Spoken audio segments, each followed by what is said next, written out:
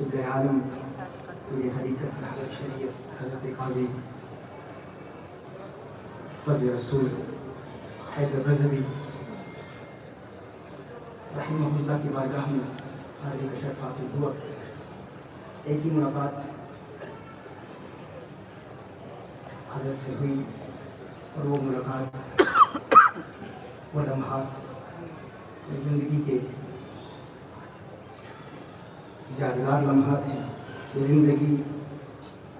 زندگی نہ سمجھو کہ زندگی سے مراد ہیں بس وہ عمر رفتہ کی چند گھڑیاں جو ان کی صحبت میں کٹ گئی. آج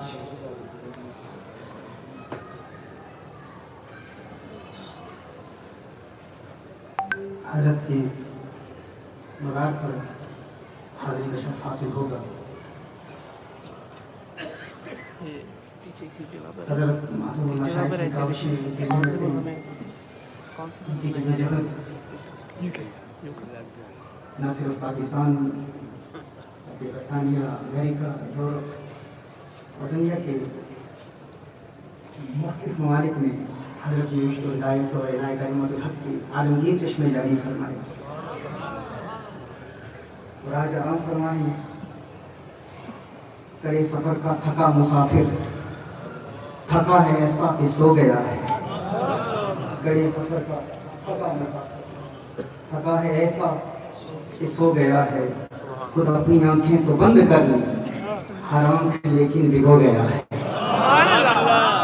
محسوس ہی ہو رہا ہے کہ حضرت مزار شریف سے فرما رہے ہیں کہ یہ مت کہو کہ تھک گیا ہوں, یہ مت کہو کہ میں تھک چکا ہوں. اتنے لوگوں کی امیدیں آج بھی مجھ سے وابستہ ہیں.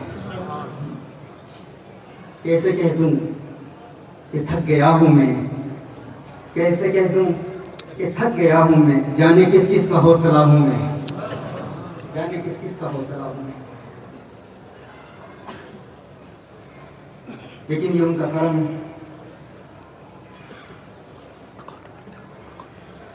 ان کی عظیم فکر, عظیم سوچ, جس محبت بھرے انداز میں لوگوں کو دین اسلام کی طرف مدعو کرتے رہے, اس کی مثالیں ہم نے دنیا بھر میں دیکھی ہیں. اور ایک ایسا نظام, تحریکی فکر کہ شورش کشمیری جیسے لوگ جو غیر نظریاتی لوگ ہیں حضرت کی ختم نبوت کے حوالے سے کاوشوں کو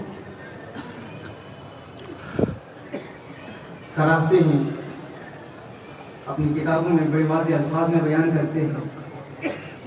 اپنے کیا اغیار کیا سب حضرت کی عظمتوں کے تذکرے کرتے رہے.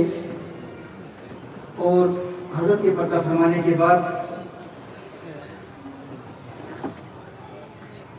میں محسوس کر رہا ہوں کہ حضرت اپنا نعم البدر عطا کر چکے ہیں. وہ ہے نا کہ سورج ہوں زندگی کی رمق چھوڑ جاؤں گا, سورج ہوں زندگی کی رمق چھوڑ جاؤں گا. میں ڈوب بھی گیا تو شفق چھوڑ جاؤں گا. حضرت فضل رسول کے وسیلے سے ہمیں فیض رسول عطا ہوئے ہیں.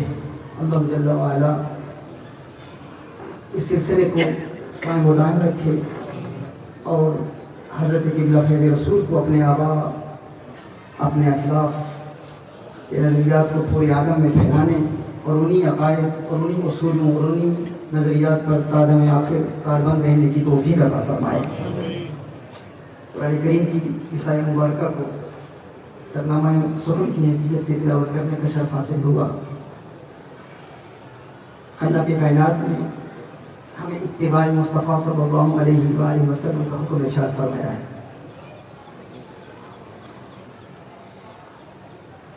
اور ایک مقام پر اطاعت مصطفیٰ صلی اللہ علیہ وآلہ وسلم کا بھی حکم ارشاد فرمایا. اطیعوا اللہ و اطیعوا الرسول. اطاعت اور اتباع میں کچھ فرق ہے. اطاعت کہتے ہیں کسی کے اقوال پر عمل کرنے کو، کسی کے حکم پر عمل کرنے کو اطاعت کہتے ہیں. اور کسی کو عمل کرتا ہوا دیکھ کر اس کے اعمال اور اس کی اداؤں کو اپنا لینا اتباع ہے. آپ کو کوئی حکم دیتا ہے، آپ نے حکم پر عمل کیا تو آپ نے اطاعت کی. آپ نے کسی کو کچھ کرتے ہوئے دیکھا اور اس کی اداؤں کو اپنا لیا تو آپ متبع ہیں، آپ اتباع کر رہے ہیں. اب سوال یہ پیدا ہوتا ہے کہ اطاعت مصطفیٰ صلی اللہ علیہ وسلم کے لیے اقوال مصطفیٰ صلی اللہ علیہ وآلہ وسلم سیکھنے کے لیے تو احادیث مصطفیٰ صلی اللہ علیہ وسلم موجود ہیں. صحیح بخاری ہے، صحیح مسلم ہے، سنن ابی داؤد ہے، سنن ابن ماجہ ہے، ترمذی ہے، سنن نسائی ہے، موطا امام مالک ہے، موطا امام محمد ہے. حدیث کی کتابیں ہیں. محدثین کی بارگاہ میں حاضر ہو کر ہم حدیث کی کتابوں کا مطالعہ کرتے ہیں اور اقوال مصطفیٰ صلی اللہ علیہ وسلم پڑھ کے اقوال مصطفیٰ صلی اللہ علیہ وسلم پر عمل کرتے ہیں، اور یہی عمل ہی اطاعت کہلاتا ہے. سوال یہ پیدا ہوتا ہے کہ ہم اتباع مصطفیٰ صلی اللہ علیہ وسلم کیسے کریں. محدثین کی کتابوں میں اقوال مصطفیٰ صلی اللہ علیہ وسلم محفوظ ہیں، لیکن اعمال مصطفیٰ صلی اللہ علیہ وآلہ وسلم کہاں تلاش کیے جائیں. اقوال کے اتباع کے لیے نقل کرنا ضروری ہے، کسی کی اداؤں کو اپنا لینا ضروری ہے. کتب احادیث میں اقوال مصطفیٰ صلی اللہ علیہ وسلم تو ملتے ہیں اور اعمال مصطفیٰ صلی اللہ علیہ وسلم کا ذکر بھی ہے، لیکن اعمال مصطفیٰ صلی اللہ علیہ وسلم نظر نہیں آتے. یعنی بخاری میں آپ کو نبی کریم صلی اللہ علیہ وسلم کی مسکراہٹ کا ذکر تو ملے گا، لیکن سرکار کا مسکرانا بخاری میں نظر نہیں آئے گا. حضور کی اداؤں کا ذکر تو ہے لیکن ادائیں نظر نہیں آتی. اتباع کے لیے اداؤں کو دیکھنا ضروری ہے، اور حضور اکرم صلی اللہ علیہ وسلم کی اداؤں کا کسی کتاب میں جمع ہو جانا یا نظر آنا یہ ممکن بھی نہیں ہے، ایسا ہوتا بھی نہیں ہے. ادائیں ہم پڑھتے تو ہیں لیکن دیکھتے نہیں ہیں. مسکراہٹ کا سوال یہ پیدا ہوتا ہے کہ اتباع کیسے کریں. مسکرانا بخاری کا طریقہ تو ہم نے سیکھ لیا. اقوال مصطفیٰ صلی اللہ علیہ وآلہ وسلم کو دیکھ کر ہم ان پر عمل کریں گے، اطاعت کر لیں گے، لیکن اتباع کیسے کریں. اتباع کے لیے اداؤں کا دیکھنا ضروری ہے. اتباع کا طریقہ کیا ہوگا؟ اتباع کا طریقہ یہ ہے کہ کسی دیکھنے والے کو دیکھنا. اگر حضور کی اداؤں کو دیکھنا چاہتے ہو، اگر چاہتے ہو کہ حضور نظر آ جائیں تو کسی اہل نظر کی بارگاہ میں حاضر ہو، کسی دیکھنے والے کو دیکھ لو اور اس کی اداؤں کو اپنا لو تو تم اتباع کامل کر لو. اتباع کا یہ طریقہ ہے. محدثین کی کتابوں میں اقوال مصطفیٰ صلی اللہ علیہ وسلم محفوظ ہیں، اور اولیاء کی اداؤں میں اعمال مصطفیٰ صلی اللہ علیہ وسلم محفوظ ہیں. اور اولیاء دو طریقوں سے آقا کی ادائیں دکھاتے ہیں. ایک طریقہ یہ ہے کہ وہ اپنے شیخ کی اداؤں کو دیکھتے ہیں، وہ اپنے شیخ کی اداؤں کو دیکھتا ہے، وہ اپنے شیخ کی اداؤں کو دیکھتا ہے، اور یوں یہ سلسلہ اتباع تابعین تک پہنچتا ہے کہ وہ تابعین کی اداؤں کو دیکھتے ہیں. تابعین صحابہ کرام علیہم رضوان کی اداؤں کو دیکھتے ہیں. صحابہ کرام علیہم رضوان نے براہ راست کونین کے والی صلی اللہ علیہ وسلم کی اداؤں کو دیکھا، اداؤں کو دیکھ کر اپنا لیا اور اتباع کر لی. یوں پھر تابعین نے صحابہ کے ذریعے حضور کے جلوے دیکھے، اتباع تابعین نے تابعین کے ذریعے حضور کے جلوے دیکھے، اور یوں یہ سلسلہ ہم تک پہنچا، دور حاضر کے اولیاء تک سند متصل کے ساتھ پہنچا. اور آج کا مرید اپنے شیخ کامل کی اداؤں کو دیکھ کر حسن مصطفیٰ کے جلوے دیکھتا ہے اور آقا کی اداؤں کو اپنا کر حقیقی متبع بن جاتا ہے. ایک تو اتباع کا طریقہ یہ ہے. اور دوسرا اتباع کا طریقہ یہ ہے کہ کچھ اہل نظر ایسے ہوتے ہیں، کچھ اولیاء ایسے ہوتے ہیں جو براہ راست اپنے مرید صادق کو آقا کا دیدار کرا دیتے ہیں۔ یہ دو طریقے ہیں۔ ایک طریقہ یہ ہے کہ مرشد کے دیدار کے ذریعے مرشد کی اداؤں کو اپنا کر ہم حسن مصطفیٰ کے جلوے دیکھتے بھی ہیں، پیروی بھی کرتے ہیں، اتباع بھی کرتے ہیں۔ اور دوسرا طریقہ یہ ہے کہ مرشد اگر کامل ہو تو کونین کے والی صلی اللہ علیہ وآلہ وسلم کا دیدار براہ راست کرا دے۔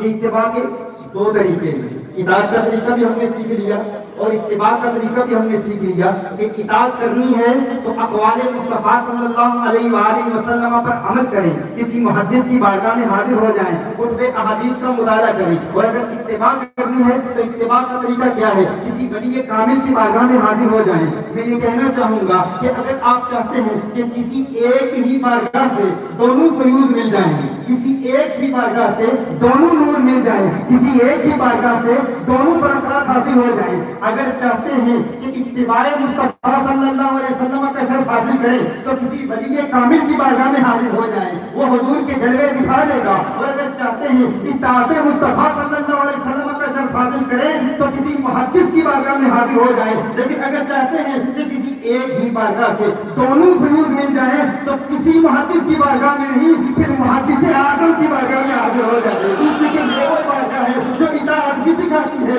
اتباع بھی سکھاتی ہے۔ محدث اعظم کی وہ بارگاہ ہے جہاں اقوال پڑھائے بھی جاتے ہیں، جہاں اعمال دکھائے بھی جاتے ہیں۔ یہ وہ بارگاہ ہے جہاں حدیث کی کتابیں پڑھائی بھی جاتی ہیں اور آقا کا دیدار کرایا بھی جاتا ہے۔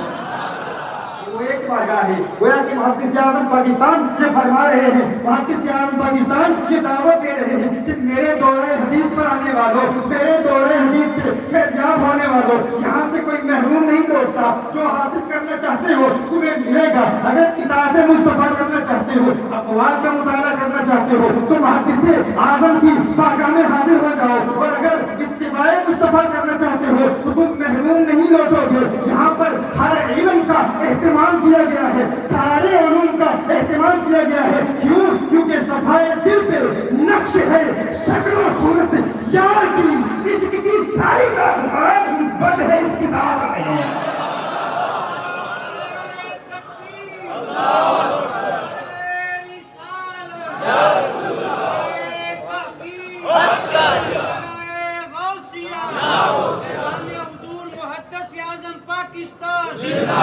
یہاں اقوال پڑھائے بھی جاتے ہیں اور دیدار بھی کرایا جاتا ہے، اور یہ دیدار کا سلسلہ ایک مرتبہ نہیں، بار بار ہوا، بار بار عاشقان مصطفیٰ صلی اللہ علیہ وسلم اس بارگاہ میں آئے۔ اسی لیے جو اس بارگاہ میں ایک مرتبہ آ جاتا ہے ان کا دیوانہ ہو جاتا ہے۔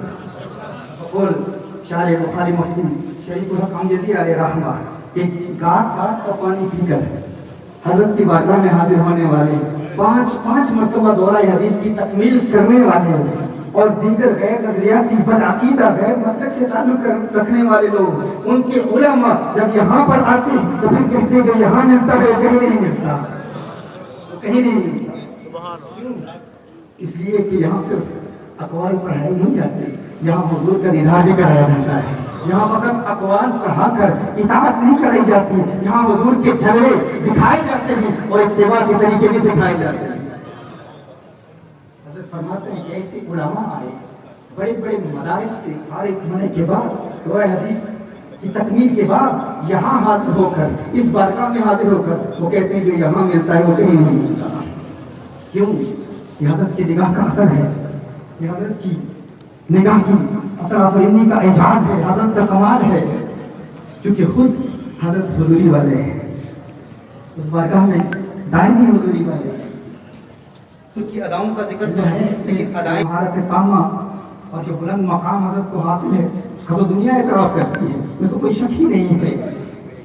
حدیث مصطفیٰ صلی اللہ علیہ وسلم حدیث میں جو مہارت تامہ اور جو بلند اور علت و شذوذ اور عوارض کی معرفت اور تعارض میں تطبیق اور پھر معانی کی تشریح میں جو مقام اور جو طولہ حضرت کو حاصل ہے، دنیا اس کا اعتراف کرتی ہے، لیکن عشق مصطفیٰ صلی اللہ علیہ وآلہ وسلم میں ڈوب کر جب حضرت حسن مصطفیٰ صلی اللہ علیہ وسلم کی یادوں میں محو ہو کر علم حدیث پڑھاتے تھے، اور حضرت اپنی جھکی ہوئی نگاہوں سے نگاہیں جھکا کر جب کونین کے والی صلی اللہ علیہ وآلہ وسلم کی احادیث پڑھاتے تھے اور پھر اپنی ان جھکی ہوئی نگاہوں کو، ان مقناطیسی نگاہوں کو جب بلند کرتے، جب اٹھاتے اور طلاب علم کو دیکھتے تو طلاب محسوس کرتے، حضرت کی نگاہوں کا اثر ایسا تھا، محسوس کرتے کہ گویا کہ یہ حضور اکرم صلی اللہ علیہ وسلم سے براہ راست حدیثیں سن رہے ہیں اور سن کے ہمیں سنا رہے ہیں، پڑھا رہے ہیں۔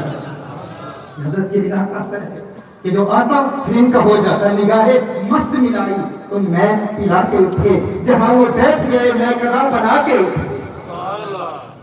لیکن جو ان کے لیے ہے وہ خلوص نیت سے آئیں، علوم حاصل کرنے کے لیے آئیں، جو قدر کیا ان کو چھلکتے ہوئے پیمانوں کی بھیک بھی جن کو میسر نہیں میخانوں، جنہیں میخانوں کی بھیک میسر نہیں، جنہیں پتہ ہی نہیں یہ میخانے ہوتے کیا ہے، دیدار ہوتا کیا ہے، مشاہدہ ہوتا کیا ہے، وہ اس بات کو نہیں سمجھ پائیں گے۔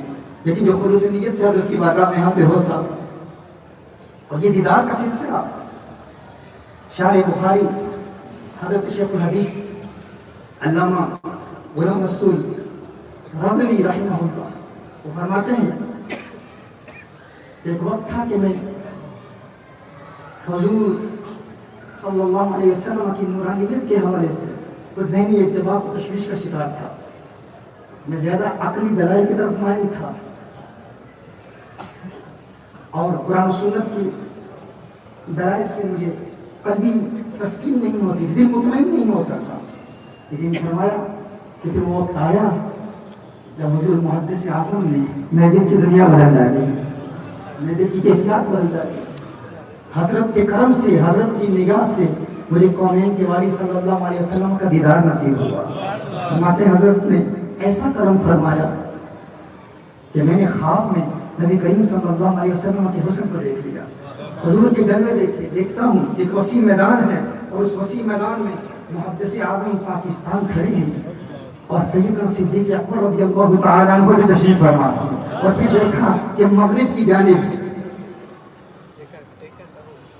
ایک بے غبار چاند کی طرح، 14ویں رات کے بے غبار چاند کی طرح نبی کریم صلی اللہ علیہ وسلم نورانیت کی حالت میں پرواز کر رہے ہیں، سرکار کا نور پرواز کر رہا ہے۔ خواب میں محدث اعظم پاکستان کے وسیلے سے نبی پاک صلی اللہ علیہ وسلم کے نور کو دیکھ کر مجھے یقین ہو گیا کہ یہ میرے شیخ کامل کی بیان کرامت ہے کہ آپ نہ صرف اقوال مصطفیٰ دکھا کر، پڑھا کر اطاعت مصطفیٰ کراتے ہیں، بلکہ حضور کے جلوے دکھا کر عقیدہ بھی درست کرتے ہیں اور اعمال بھی درست کرتے ہیں۔ یہ میرے محدث اعظم پاکستان علیہ رحمہ کا کمال ہے کہ یہ اطاعت کے طریقے بھی سکھاتے ہیں اور اتباع بھی کراتے ہیں، اطاعت بھی کراتے ہیں اور اتباع بھی کراتے ہیں، اور یہ ایک مرتبہ نہیں، یہ بار بار یہ سلسلہ مسلسل ہوتا رہا۔ بڑے بڑے اہل علم، بڑے بڑے مقام مرتبے والے حضرت کی بارگاہ میں حاضر ہوتے اور حضرت نے نبی کریم صلی اللہ علیہ وآلہ وسلم کی زیارت عطا فرماتے، اور یہ حضرت کی ولایت ایک بیان دلیل ہے۔ لوگ کہتے ہیں، میں نے ایک مقام پر کہا کہ سرکار اعلیٰ حضرت ولی کامل ہیں، تو کچھ لوگوں نے کہا کہ یہ ایسا نہ کہو، مفتی کہو، عالم کہو، بہت کہنا ہوں تو عاشق رسول کہہ دو، لیکن ولی کامل تم کیسے کہتے ہو؟ میں کہتا ہوں اعلیٰ حضرت کا مقام تو بہت بلند و بالا ہے، اعلیٰ حضرت کی بارگاہ سے فیض حاصل کرنے والے محدث اعظم کے متعلق حضرت پیر سید چراغ علی شاہ رحمہ فرماتے ہیں کہ آپ زندگی کے آخری ایام میں قطبیت کے مقام پر فائز ہو چکے تھے، اور پیر جماعت علی شاہ علیہ رحمہ آپ نے بھی حضرت کی قطبیت کا قول کیا ہے کہ پاک پتن شریف میں چلے جائیں تو وہاں کے مجذوب بھی کہیں گے کہ مولانا سردار احمد ایک قطب ہے۔ میں کہتا ہوں آپ اعلیٰ حضرت علیہ رحمہ کے متعلق کہتے ہیں کہ انہیں فقط عاشق رسول کہا جائے، مفتی کہا جائے، عالم کہا جائے، وہ قطب نہیں ہے، ولی نہیں ہے۔ میں کہتا ہوں ان کی بارگاہ سے فیض یافتہ، ان کی بارگاہ میں حاضر ہونے والے جنہوں نے براہ راست اعلیٰ حضرت کا دیدار بھی نہیں کیا، اعلیٰ حضرت کی اولاد اور ان کی شاگردوں کا دیدار کیا ہے، وہ اپنے وقت کا قطب ہے، تو یہ شان ہے خدمت گاروں کی، سردار کا عالم ہے، بلکہ یوں کہوں کہ یہ شان ہے ان سرداروں کی، سرکار کا عالم کیا ہوگا۔ اس بارگاہ سے فیض حاصل کرنے والے کوئی سردار ہیں، سردار احمد ہیں، سرکار اعلیٰ حضرت کے عالم کیا ہوگا۔ تو میں عرض کر رہا تھا کہ یہ وہ بارگاہ ہے یہاں سے دونوں فیوز ملتے ہیں. اور پھر یہ بھی دیکھیے کہ ایسا نہیں ہے کہ اگر کسی میں علمی لیاقت نہ ہو، استعداد نہ ہو، صلاحیت نہ ہو تو وہ محروم لوٹتا ہے. ایسا نہیں ہے.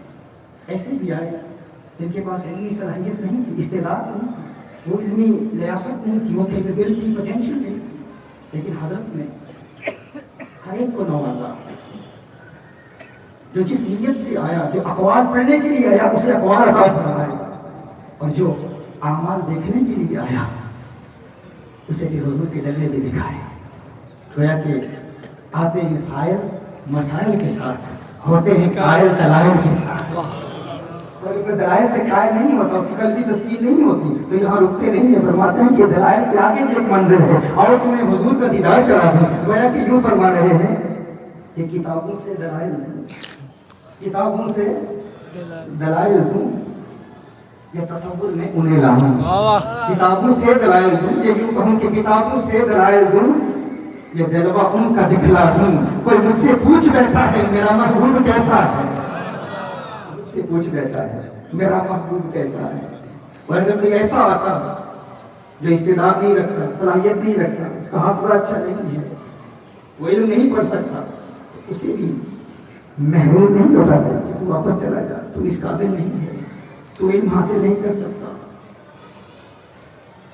گویا کہ آپ فرماتے ہیں کہ میں اس بارگاہ سے فیض یافتہ ہوں، اس آقا کریم صلی اللہ علیہ وسلم کے نور سے فیض یافتہ ہوں، جو ہر ایک کو نوازتے ہیں، جو نہ علم دیکھتے ہیں، نہ دولت دیکھتے ہیں، نہ مرتبہ دیکھتے ہیں، نہ شہرت دیکھتے ہیں، جو نہ شکلیں دیکھتے ہیں، نہ عقلیں دیکھتے ہیں، جو نہ گورا دیکھتے ہیں، نہ کالا دیکھتے ہیں، نہ دل والا دیکھتے ہیں کہ کون دل سے آیا ہے. اگر کوئی دل والا ہو، خلوص نیت سے آئے، سچے دل سے آئے، خاص نیت سے، حضور کے قرب کی نیت سے آئے، حضور کی زیارت کی نیت سے آئے، اگر سچا ہو، مخلص ہو، آقا صلی اللہ علیہ وسلم اسے نوازتے ہیں. اور اگر محدث اعظم پاکستان کی بارگاہ میں کوئی ایسا شخص آ جائے جو علمی لیاقت نہ رکھتا ہو، اسے آپ فرماتے تو چھوڑ، حضور کا فیض کتابوں کا محتاج نہیں ہے، حضور کے فیض کو کتابوں کا احتیاج نہیں ہے. اگر کتابیں سمجھ میں نہیں آتی تو نہ صحیح، آپ تجھے ایک اور منزل پر لے جاؤں. گویا کیا فرماتے چک ڈھونڈ شرم حجابہ نوں چھت نرس پھوک کتابہ نوں تیرا کرنی پڑھن بڑا امردہ سکھ جج کو یار میرا امردہ. کتابیں سمجھ نہیں آتی تو نہ آئیں. رخ مصطفیٰ وہ کتاب ہے جو محبتوں کا نصاب ہے، میرے دل کی ہے یہی آرزو دن رات اسے پڑھا کر. یہ رخ مصطفیٰ کی کتاب ہے جو چہرہ بدوہا پر دیکھ لیں. رخ مصطفیٰ وہ کتاب ہے جو محبتوں کا نصاب ہے، میرے دل کی ہے یہی آرزو دن رات اسے پڑھا کر. اس کی زیارت کیا کر. سبحان اللہ. جو ان کو دیکھ لیتا ہے کتابیں سے بہت سمجھ میں آ جاتی ہے. لیکن دیکھیے کتاب مصطفیٰ صلی اللہ علیہ وآلہ وسلم اور اتباع مصطفیٰ صلی اللہ علیہ وآلہ وسلم ان دونوں کے لیے یہ ضروری ہے کہ اقوال مصطفیٰ صلی اللہ علیہ وسلم ابھی قیامت تک محفوظ رہے اور اعمال مصطفیٰ صلی اللہ علیہ وسلم ابھی قیامت تک محفوظ رہے. اسی صورت میں تو اتباع ہوگی، اسی صورت میں تو اطاعت ہوگی. اب اقوال مصطفیٰ صلی اللہ علیہ وسلم کی حفاظت کا اہتمام اللہ جل وعلا نے بڑی خوبصورت طریقے سے کیا. آپ دیکھتے ہیں علم حدیث پڑھتے ہیں، حدیث کی کتابوں کا مطالعہ کرتے ہیں، دنیا کے بڑے بڑے منکرین حدیث اور مستشرقین اور یہود و نصارہ اور وہ لوگ جنہوں نے امریکن ڈالرز استعمال کیے اس علم حدیث کو مٹانے کے لیے، وہ بھی حیران ہیں. فقط علم جرح تعدیل اور اسماء و رجال کا علم دیکھ کر مسلمانوں کا اپنا ایجاد کرتا ہے یہ عظیم علم، جس کو دیکھ کر بڑے بڑے غیر مسلم مفکرین بھی حیران ہیں. ایسا عظیم علم کہ اس کے ذریعے اقوال مصطفیٰ صلی اللہ علیہ وسلم کی حفاظت کا اہتمام ہوا. یہ ایسا عظیم علم ہے، ایسا وسیع علم ہے. اور پھر شیوخ سے احادیث کو اخذ کرنے کے جو طریقے ہم دیکھتے ہیں، سماع ہے، قراءہ ہے، اجازہ ہے، مناقلہ، مکاتبہ، وجادہ، اعلام، وصیہ، یہ مختلف طریقے، یہ سارے کیوں ہیں؟ یہ اقوال مصطفیٰ صلی اللہ علیہ وسلم کی حفاظت کے لیے. پھر احادیث کی کتابوں کا مطالعہ کریں. علم حدیث پڑھنے والے جانتے ہیں احادیث کی کتابوں کا مطالعہ کریں. مختلف قسم کی احادیث ہیں، ان کے مختلف مراتب ہیں، مختلف طبقات ہیں اور پھر ان کی مختلف قسمیں ہیں، صحاح ہیں، معاجم، مسانید، مستدرکات، مستخرجات. اجزاء، یہ ساری حدیث کی کتابیں، سینکڑوں حدیث کی کتابوں میں اقوال مصطفیٰ صلی اللہ علیہ وسلم جمع ہے. اور یہ اللہ جل وعلا نے یہ اہتمام کیوں کیا؟ اقوال کی حفاظت کا یہ وسیع اہتمام، ایسا زبردست اہتمام کیوں کیا گیا؟ اللہ قرآن میں کیا فرماتا ہے؟ واللہ یعصمک من الناس، کہ حبیب اللہ جل وعلا آپ کو لوگوں سے بچائے گا، محفوظ رکھے گا، آپ کی نگہبانی کرے گا. یہ تو ظاہر ترجمہ اس آیات کا. شان نزول یہ ہے، صحابہ کرام علیہم رضوان حضور کی حفاظت پر معمور کیے گئے تھے. جب یہ آیت نازل ہوئی تو حضور اکرم صلی اللہ علیہ وسلم نے ارشاد فرمایا اب ضرورت نہیں ہے، کیونکہ اللہ جل وعلا نے میری حفاظت اپنے ذمہ کرم پر لے لی ہے. تو ظاہری معنی تو یہی ملتا ہے کہ حضور کے جسم کی حفاظت کا ذمہ اللہ نے لیا. لیکن قاعدہ یہ ہے العبرۃ بعموم لفظ لا بخصوص سبب. معتبر الفاظ کا عموم ہوتا ہے، خاص اسباب نہیں ہوتی. یعنی شان نزول کا بھی ایک مقام ہے، ایک درجہ ہے، لیکن چونکہ شان نزول خبر الاحاد سے ثابت ہے اور خبر الاحاد ضمن کا فائدہ دیتا ہے، اور قرآن کا عموم قطعی ہے اور ضمنی سے قطعی کو باطل نہیں کیا جا سکتا. یعنی اللہ جل وعلا نے ارشاد فرما رہا ہے کہ محبوب اللہ جل وعلا آپ کی نگہبانی کرے گا. تو نگہبانی اور حفاظت کی جتنی شکلیں ہیں اس میں شامل ہیں. یعنی اللہ جل وعلا فقط حضور اکرم صلی اللہ علیہ وسلم کے جس میں اطہر کی حفاظت نہیں فرمائے گا. العبرۃ بعموم لفظ لا بخصوص سبب. فقط یہ کہنا کہ اللہ حضور اکرم صلی اللہ علیہ وسلم کے جسم کی حفاظت فرمائے گا یہ درست نہیں ہے. حفاظت کی جتنی شکلیں ہیں وہ ساری اس میں شامل ہیں. جب فرمایا واللہ یعصمک من الناس، اللہ آپ کی حفاظت فرمائے گا، اس کا مطلب یہ ہے کہ محبوب اللہ آپ کے جسم کی بھی حفاظت فرمائے گا، اللہ آپ کے اقوال کی بھی حفاظت فرمائے گا، اللہ آپ کے اعمال کی بھی حفاظت فرمائے گا. حفاظت کی جتنی صورتیں اس میں شامل ہیں، ہر اعتبار سے اللہ جل وعلا حفاظت فرمائے گا. اور اسی حفاظت کی ایک شکل علم حدیث ہے. اسی لیے دنیا کے بڑے بڑے منکرین حدیث شب و روز محنت کر رہے ہیں اس علم کی حفاظت کو مسلمانوں کے دلوں سے مٹانے کی، لیکن وہ کامیاب نہیں ہو پا رہے کیونکہ یہ علم محفوظ رہے گا. کیوں محفوظ رہے گا؟ کیونکہ قیامت تک حضور اکرم صلی اللہ علیہ وسلم کی اطاعت ہوتی رہے گی، اور اطاعت کے لیے ضروری ہے کہ اقوال مصطفیٰ صلی اللہ علیہ وسلم محفوظ رہیں. اسی لیے منکرین حدیث جب بھی علم حدیث کے خلاف کلام کرتے ہیں تو وہ اس اپنے مشن میں کامیاب نہیں ہوتے. وہ کیوں نہیں ہوتے؟ کیونکہ ان کا مقابلہ محدثین کے ساتھ نہیں ہے، وہ محدثین کا مقابلہ نہیں کر رہے، ان کے مقابلے میں اللہ کی ذات ہے. کیونکہ اللہ ارشاد فرما رہا ہے کہ میں علم حدیث کی حفاظت کروں گا. اسی طرح یاد رکھیے جس طرح علم حدیث کی حفاظت اللہ نے اپنے ذمہ کرم پر لی ہے، اسی طرح اعمال مصطفیٰ صلی اللہ علیہ وآلہ وسلم بھی محفوظ رہیں گے. اور اعمال مصطفیٰ صلی اللہ علیہ وسلم کیسے محفوظ رہیں گے؟ جس طرح میں نے کہا کہ محدثین کی کتابوں میں اقوال مصطفیٰ صلی اللہ علیہ وسلم محفوظ ہیں اور اولیاء کے کردار میں اعمال مصطفیٰ صلی اللہ علیہ وسلم محفوظ ہیں. اب دنیا کی ساری قوتیں، یہ سارے منکرین علم حدیث، سارے مستشرقین، سارے یہود و نصارہ اور پھر مسلمانوں میں موجود وہ نام نہاد مسلمان، وہ کلمہ گو مسلمان جو کلمہ تو پڑھتے ہیں لیکن دجال کی عظمتوں کو بیان کرتے ہیں، شیطان کی قوت کو بیان کرتے ہیں، شیطان کی طاقت کو تسلیم کرتے ہیں. کبھی صہیونی قوتوں کی طاقت کو تسلیم کریں گے، کبھی سیکولرسٹ موومنٹس کی طاقت کو تسلیم کریں گے، کبھی علومناتی کی طاقت کو تسلیم کریں گے. لیکن جب عظمت مصطفیٰ کا معاملہ آتا ہے، جب اولیاء کی عظمت کا معاملہ آتا ہے تو کہتے ہیں کہ ہم اولیاء کے تصرفات کو نہیں مانتے، اولیاء کی عظمتوں اور اولیاء کی شانوں کو مٹانے کے لیے شب و روز کوشاں ہیں. لیکن انہیں کامیابی کیوں حاصل نہیں ہوتی؟ کامیابی اس لیے حاصل نہیں ہوتی کہ جس طرح علم حدیث کی حفاظت کا ذمہ اللہ نے لیا ہے، منکرین علم حدیث جب علم حدیث کو مٹانے کی کوشش کرتے ہیں تو ان کا مقابلہ اللہ کی ذات کے ساتھ ہوتا ہے. اسی طرح جب کوئی منکرین شان اولیاء مٹانے کی کوشش کرتا ہے تو وہ اولیاء کے خلاف نہیں بول رہا. اسی لیے فرمایا نا من عاد لی ولیًا فقد آذنتہ بالحرب، جو اللہ کے ولیوں سے عداوت رکھتا ہے وہ اللہ کے خلاف اعلان جنگ کر رہا ہے. اس کا مقابلہ اولیاء کے ساتھ نہیں ہے، اللہ کی ذات کے ساتھ ہے. تو اسی لیے میں کہا کرتا ہوں کہ یہ سارے اولیاء دشمن قوتیں ایک پلیٹ فارم پر جمع ہو جائیں، اولیاء کی شانوں کو مٹانے کے لیے یہ شب و روز محنت کریں، امریکن ڈالر بھی جمع کر لیں، سعودی ریال بھی جمع کر لیں، اپنی ساری قوت کو جمع کر کے اپنی ساری طاقت ساری ہمت لگا لیں. لیکن رب کعبہ کی قسم جب تک سورج کی تمطراہٹ رہے گی، جب تک ستاروں کی چلملاہٹ رہے گی، جب تک گل نالا کی مہک آتی ہے، جب تک ان پروتوں کی رفعتوں کا حسن کے دریا میں لہریں اٹھانا باقی رہے گا، جب تک سانسوں کی مالا باقی ہے، رب کعبہ کی قسم میں بتلا دینا چاہتا ہوں تم اپنی ساری قوت جمع کر لو. جب تک کہ میرے محدث اعظم پاکستان کا آستانہ باقی ہے، سلامت ہے، تم کوشش کر لو، محنت کر لو. رب کعبہ کی قسم یہ آسمان تو گر سکتا ہے، زمین پھٹ سکتی ہے، ستارے ٹوٹ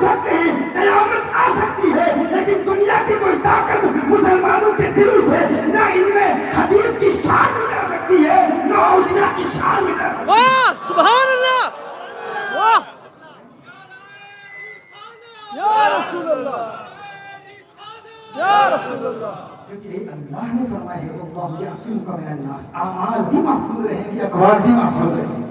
اسی لیے تو یہ اولیاء، اسی لیے تو یہ اللہ کے ولی ہمیشہ اعمال مصطفیٰ صلی اللہ علیہ وسلم میں محب رہتے ہیں۔ محدث اعظم پاکستان جیسی شخصیت ہر وقت تصور یار میں، تصور محبوب میں محب رہتے ہیں۔ کیوں محب رہتے ہیں؟ اور اس کا اہتمام اتنا زبردست کہ مختلف بہانوں سے علم حدیث تو علم حدیث، منطق اور فلسفہ جیسے خوش اسباب پڑھاتے ہوئے بھی حضور اکرم صلی اللہ علیہ وسلم کے دیدار کے تحفظ کی خاطر کلام کرتے ہیں، کیونکہ انہیں تصور محبوب سے پیار ہے۔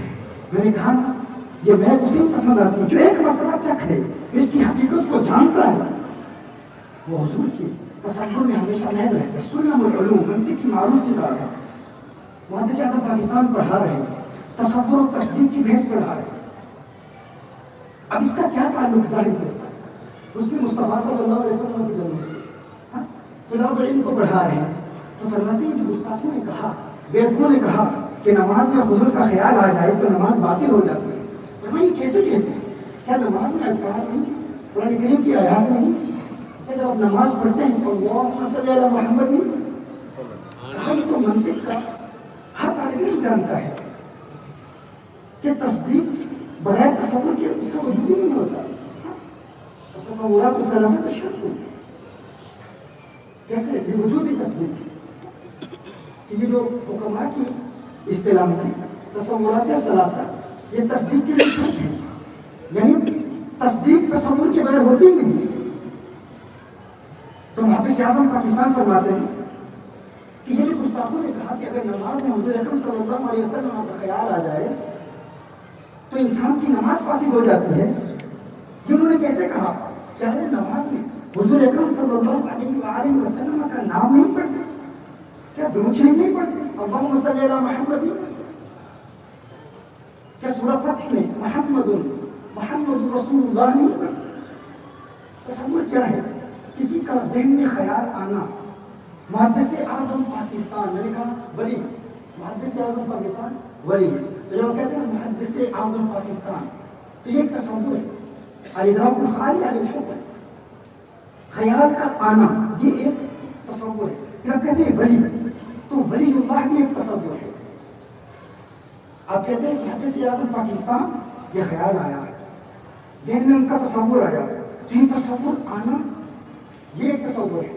اور پھر آپ کہتے ہیں ولی اللہ، آپ کہتے ہیں قطب، تو یہ بھی ایک تصور ہے، لیکن آپ حکم نہیں لگاتے، نسبت الحکمیہ نہیں پائی جاتی۔ تو یہ دو تصورات ہیں اور تصدیق بغیر تصور کی ہوتی نہیں ہے۔ تو محدث اعظم پاکستان فرماتے ہیں کہ یہ جو گستاخ کہتے ہیں، بے ادب کہتے ہیں کہ حضور کا خیال نماز میں آ جائے تو نماز باطل ہو جاتی ہے، تو تصور کے بغیر تو تصدیق ہوتی نہیں، تصور کے بغیر تو تصدیق ہوتی ہے۔ میں آپ کو اپنی زبان میں آسان الفاظ میں یہ منطقی اصطلاحات سے ہٹ کر بتا دیتا ہوں۔ گویا کہ محدث اعظم پاکستان فرما رہے ہیں کہ دیکھیے ایک تصور ہے، ایک تصدیق ہے۔ تو ذرا گستاخوں سے یہ پوچھو، بیوقوفوں سے یہ پوچھو کہ تم نماز تصدیق کے لیے پڑھتے ہو یا تکذیب کے لیے پڑھتے ہو؟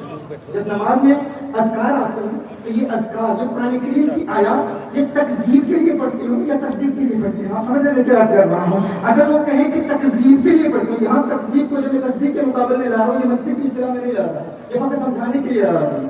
کوئی اس پر اس کو بنیاد بنا کر جو دنیا بھر میں لوگ ہماری بیانات سنتے ہیں، تو اس بنیاد پر محدث اعظم پاکستان پر اعتراض نہ کرتے، اس لیے میں وضاحت کرنا چاہتا ہوں، یہ میں اپنے جملوں میں بات سمجھانے کی کوشش کر رہا ہوں کہ محدث اعظم پاکستان گویا کہ یہ فرما رہے ہیں کہ نماز میں جب تم یہ اذکار پڑھتے ہو، قرآن کریم کی آیات پڑھتے ہو، تو بتاؤ جب تم پڑھتے ہو محمد رسول اللہ، محمد کا تصور آئے گا نا، رسول اللہ کا تصور آئے گا نا، اور تصدیق کے لیے تصور شرط ہے، لا یوجد تصدیق بلا تصور، کہ تصور کے بغیر تصدیق کا وجود ہی نہیں ہوتا۔ تو بتاؤ جب تم نماز میں یہ اذکار پڑھتے ہو تو تصدیق کے لیے پڑھتے ہو یا تکذیب کے لیے پڑھتے ہو؟ اگر قرآن کی آیات تکذیب کے لیے پڑھو گے تو تم اللہ کو جھوٹا کہہ رہے ہو نا، اور اللہ کی تکذیب کرنا کفر ہے، اللہ کو جھوٹا کہنے والا کافر ہے، اور کافر کی نماز تو ہوتی ہی نہیں ہے۔ تم کاہے کی نماز پڑھ رہے ہو؟ تم کی عبادت کر رہے ہو؟ اور اگر تم تکذیب کے لیے نہیں پڑھ رہے، تصدیق کے لیے پڑھ رہے ہیں تو لا یوجد تصدیق بلا تصور، تصدیق کا وجود ہی تصور کے بغیر نہیں ہوتا۔ تم کہتے ہو تصور شرک ہے، اگر نماز میں حضور کی یاد آ جائے، حضور کا تصور آ جائے، حضور کا خیال آ جائے تو انسان مشرک ہو جاتا ہے۔ بڑی عجیب بات ہے، تکذیب کے تم مدعی نہیں ہو،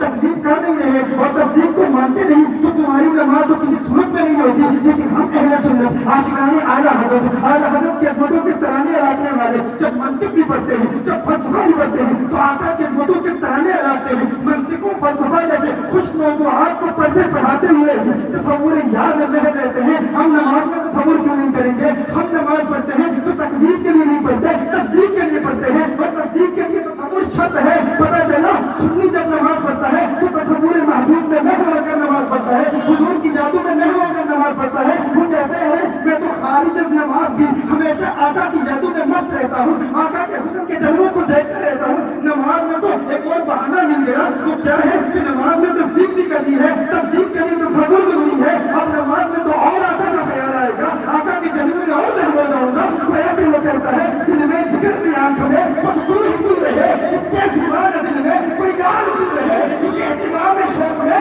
سجدہ کروں بنا, تیرا خیال آئے تو دل بامزور رہے, اور جنت میرے نصیب کی وارث کو بخش دے, میرے کفن میں کیسے ہوئے جانا کی بھول رہے.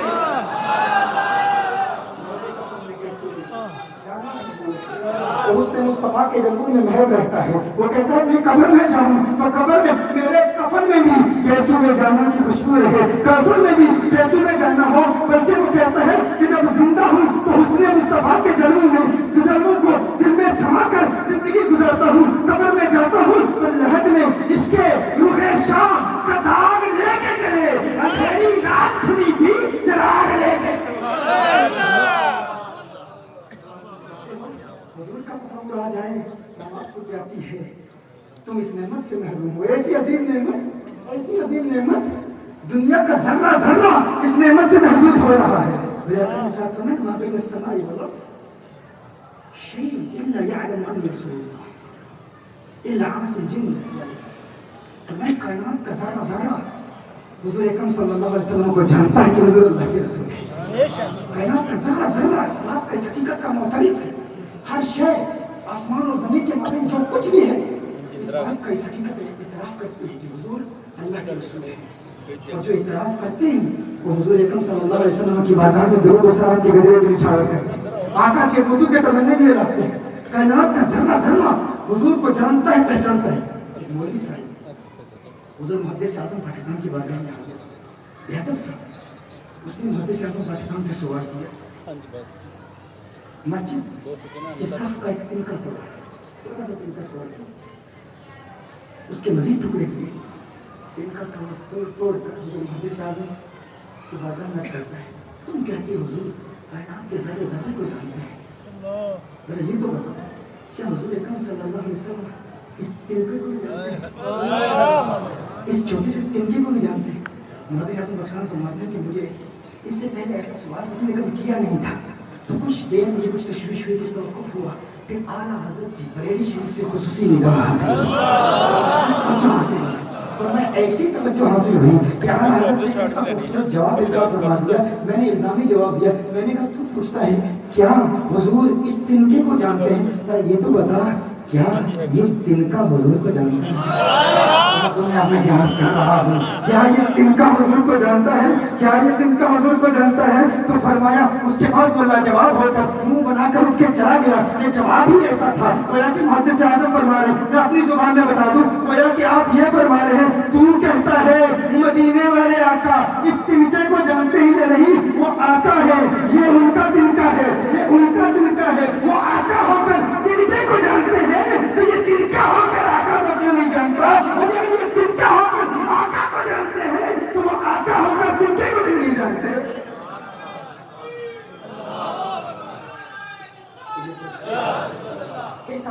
کیسی عجیب لوگوں کی سوچ ہے. جب خدا دین لیتا ہے, ہمارے بزرگ فرماتے ہیں کہ پھر اپنے چھین لیتا ہے. یہ تنکا ہے, یہ کیا ہے؟ ذرا یہ تو غور کرو نا, یہ تنکا ہے.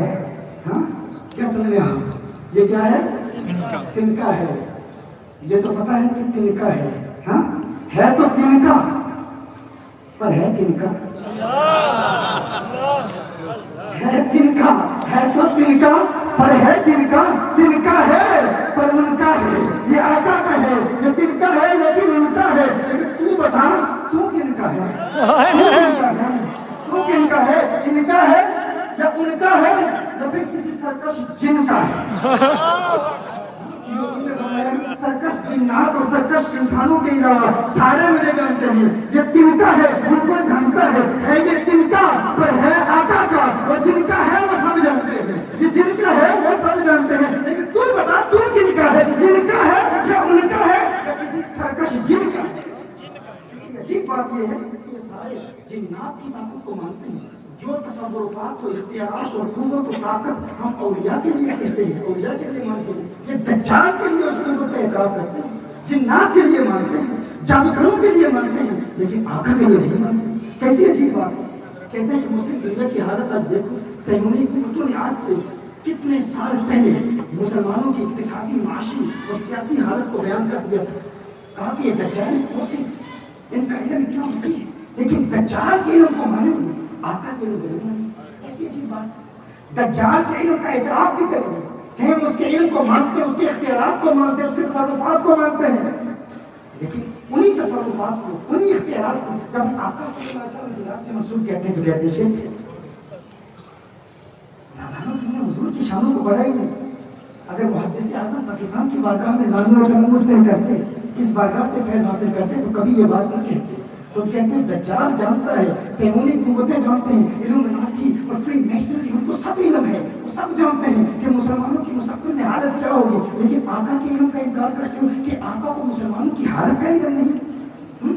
مستدرک احمد کی حدیث ہے، مستدرک حاکم میں بھی حدیث پائی جاتی ہے، اور امام ذہبی نے، علامہ ذہبی نے اپنی تعلیق میں اس حدیث کو صحیح کہا ہے، موافقت کی ہے، اور سلفیوں کے شیخ البانی اس نے بھی اس حدیث کی موافقت کی ہے، صحیح حدیث ہے۔ میرے آقا صلی اللہ علیہ وسلم نے دجال کے متعلق ارشاد فرمایا، یجیء الدجال، دجال آئے گا،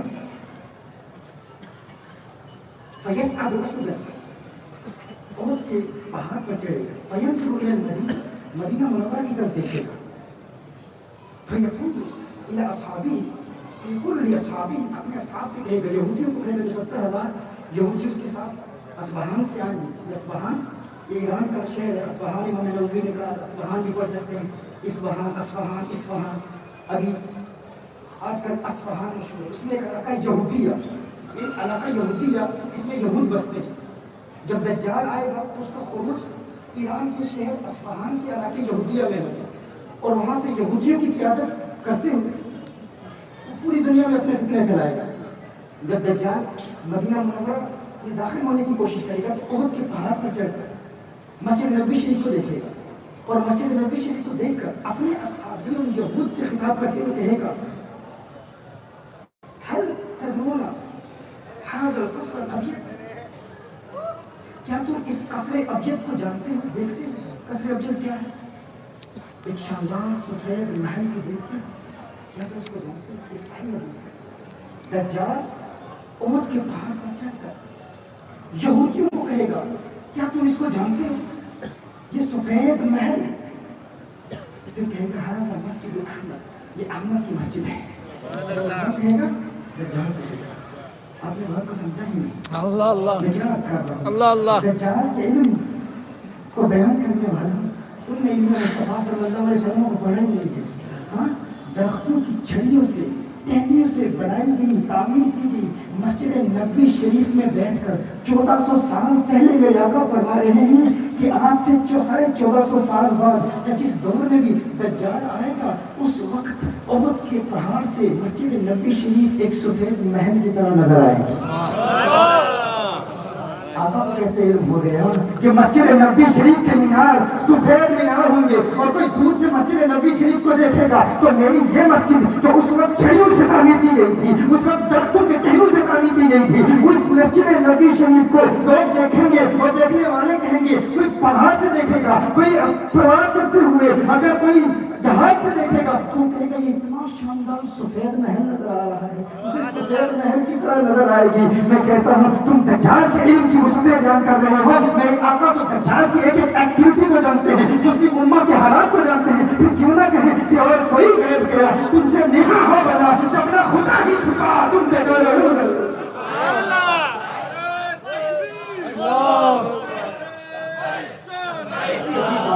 شیطانی قوتوں کے تصرفات کو مانتے ہیں، ان کی قوت کو مانتے ہیں، ان کی طاقت کو مانتے ہیں۔ اچھا یہ بھی غور کریں کہ دجال یہ کیوں کہے گا ھذا مسجد احمد، یہ نہیں کہے گا ھذا مسجد محمد، یہ مسجد محمد نہیں کہے گا، مسجد احمد کیوں کہے گا؟ اب توجہ فرما رہے ہیں؟ مسجد احمد کیوں کہے گا؟ مسجد محمد کیوں نہیں کہے گا؟ وہ اس لیے کیونکہ تورات میں حضور اکرم صلی اللہ علیہ وسلم کا اسم مبارک احمد آیا ہے، اور یہود اپنی کتابوں کے عالم ہیں، وہ اپنی کتابوں کو جانتے ہیں، اور دجال یہودیوں کی بولی میں بات کرے گا ان کو متاثر کرنے کے لیے، یعنی آقا صہیونی قوتوں کی ایکٹیویٹیز اور ان کی پلاننگ کو بھی جانتے ہیں، اور آقا دجال کے علم کو جانتے ہیں، اسی لیے 1400 سال پہلے میرے آقا صلی اللہ علیہ وسلم نے ایک ایک بات کو بیان کر دیا، وہ یہودیوں کو متاثر کرنے کے لیے، انہیں بتانے کے لیے کہ جسے تم احمد کہتے ہو یہ اس کی مسجد ہے۔ اچھا تو یہ بھی دیکھو کہ دجال نے حضرت تمیم داری کی جو روایت ہے جس میں دجال کا ذکر ہے، اور یہ دجال کی احادیث، دجال کے متعلق جو احادیث ہیں، یہ اپنے بچوں کو پڑھایا۔ حدیث میں آتا ہے کہ مسجد کے ممبروں پر جب دجال کا ذکر ختم ہو جائے گا اس وقت دجال ہے۔ مساجد میں علماء دجال پر بہت کم کلام کرتے ہیں، دجال کے فتنوں پر بہت کم کلام کرتے ہیں، اس موضوع پر بات کی ہی نہیں جاتی ہے۔ لیکن اگر یہود کو دیکھیں کہ وہ اپنے بچوں کی تربیت کیسے کرتے ہیں، علامات قیامت آخر الزمان کی جو علامات ان کی کتابوں میں آئی ہیں ان کے بچے بچے کو اثر ہے، اس لیے ان کی پلاننگ مضبوط ہے۔ ہمارے آقا صلی اللہ علیہ وسلم نے تو ہر چیز کو، ہر بات کو، ہر حقیقت کو، ہر قیامت کی علامت کو بیان کر دیا تھا، لیکن ہم پڑھتے ہی نہیں، ہمیں پڑھایا جاتا ہے۔ یہاں تک کہ ابن ماجہ میں ہے کہ اپنے بچوں کو مدرسین دجال والی روایت زبانی یاد کریں، دجال کے متعلق جو روایت ہے زبانی یاد کریں، بچے بچے کو بتائیں، کیونکہ دجال کے فتنوں کا مقابلہ وہی کرے گا جو دجال کے علم کو جانتا ہوگا، جو دجال کے متعلق لازمی علم کو جانتا ہے، جو اس کو پہچانے گا۔ آپ دیکھیں یہ لوگ انہی عقائد، انہی باطل نظریات کی بنیاد پر ہمارے عوام اہل سنت کو گمراہ کرتی ہے، اور دجال ان کے انہی نظریات کو استعمال کرے گا۔ اب دیکھیں دجال نے جب حضرت تمیم داری نے دجال سے اس کے جزیرے میں جا کر ملاقات کی اور حضور اکرم صلی اللہ علیہ وسلم کی بارگاہ میں حاضر ہو کر دجال کی ساری حالات اور احوال بیان کیے کہ دجال کیسا ہے، تو حضور اکرم صلی اللہ علیہ وسلم نے اپنے صحابہ کو مدعو کیا اور فرمایا کہ اس کی بات سنو، یہ وہی کہہ رہا ہے جو میں تمہیں دجال کے متعلق بتاتا ہوں۔ اس وقت اس روایت میں آتا ہے کہ دجال کہے گا کہ مجھے مکہ اور طیبہ کے علاوہ دنیا کی ہر جگہ میں جانے کی اجازت ہوتی ہے، لیکن صرف میں مکہ اور طیبہ میں داخل نہیں ہو سکوں گا۔ یہاں بھی دجال نے مدینہ منورہ نہیں کہا، کیا کہا؟ طیبہ کہا، طیبہ۔ اور پھر میرے آقا صلی اللہ علیہ وسلم نے جب حضرت تمیم داری سے یہ حدیث سنی تو حضور نے ارشاد فرمایا ہذہ طیبہ، ہذہ طیبہ، ہذہ طیبہ، یہ وہ طیبہ ہے، یہ طیبہ ہے، یہ طیبہ ہے۔ کیوں طیبہ کی دجال نے طیبہ کی کہا؟ کیونکہ یہود کی کتابوں میں مدینہ نہیں ہے، طیبہ ہے، تو دجال ان کے انداز میں بولے گا، احمد بھی کہے گا اور طیبہ بھی کہے گا، طیبہ بھی کہے گا۔ اب دیکھیں میں یہ کہہ رہا تھا کہ دجال انہی بد عقیدہ لوگوں کے عقائد کو استعمال کر کے گمراہ کرے گا۔ اب ایک مثال اس کی سنیں، ہم کہتے ہیں کہ شیخ عبد القادر جیلانی غوث اعظم مردے زندہ کرتے ہیں، اولیاء اللہ کے اذن سے مردے زندہ کرتے ہیں، تو کہا جاتا ہے یہ عقیدہ شرکیہ ہے۔ حضرت عیسیٰ علیہ السلام قرآن میں عیسیٰ علیہ السلام اللہ تو نہیں ہے، ان کے متعلق اعتقاد رکھتے ہو، لیکن جب اولیاء کی بات کی جاتی ہے، جب حضور کی بات کی جاتی ہے تو کہا جاتا ہے یہ عقیدہ شرک ہے۔ اللہ کا ولی مردے کیسے زندہ کر سکتا ہے؟ یہ کام تو فقط اللہ کا، فقط اللہ ہی مردے زندہ کر سکتا ہے، اور اللہ کو کسی نے یہ مردے زندہ کرنے کی صلاحیت دینا اللہ کے تعالیٰ اس قابل ہی نہیں ہے کہ اللہ کسی کو مردے زندہ کرنے کی قوت دے ہی نہیں سکتا۔ لیکن کیا بات ہے کہ جب یہی بات دجال کے متعلق کہی جاتی ہے، یہ دجال کا ایک بہت بڑا فتنہ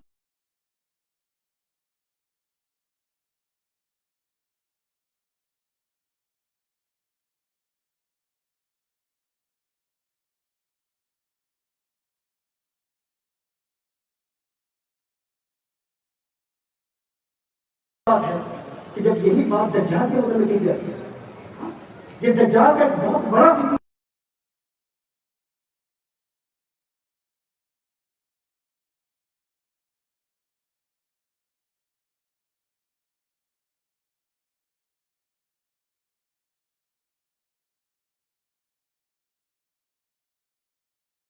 بات ہے کہ جب یہی بات دجال کے متعلق کہی جاتی ہے، یہ دجال کا ایک بہت بڑا فتنہ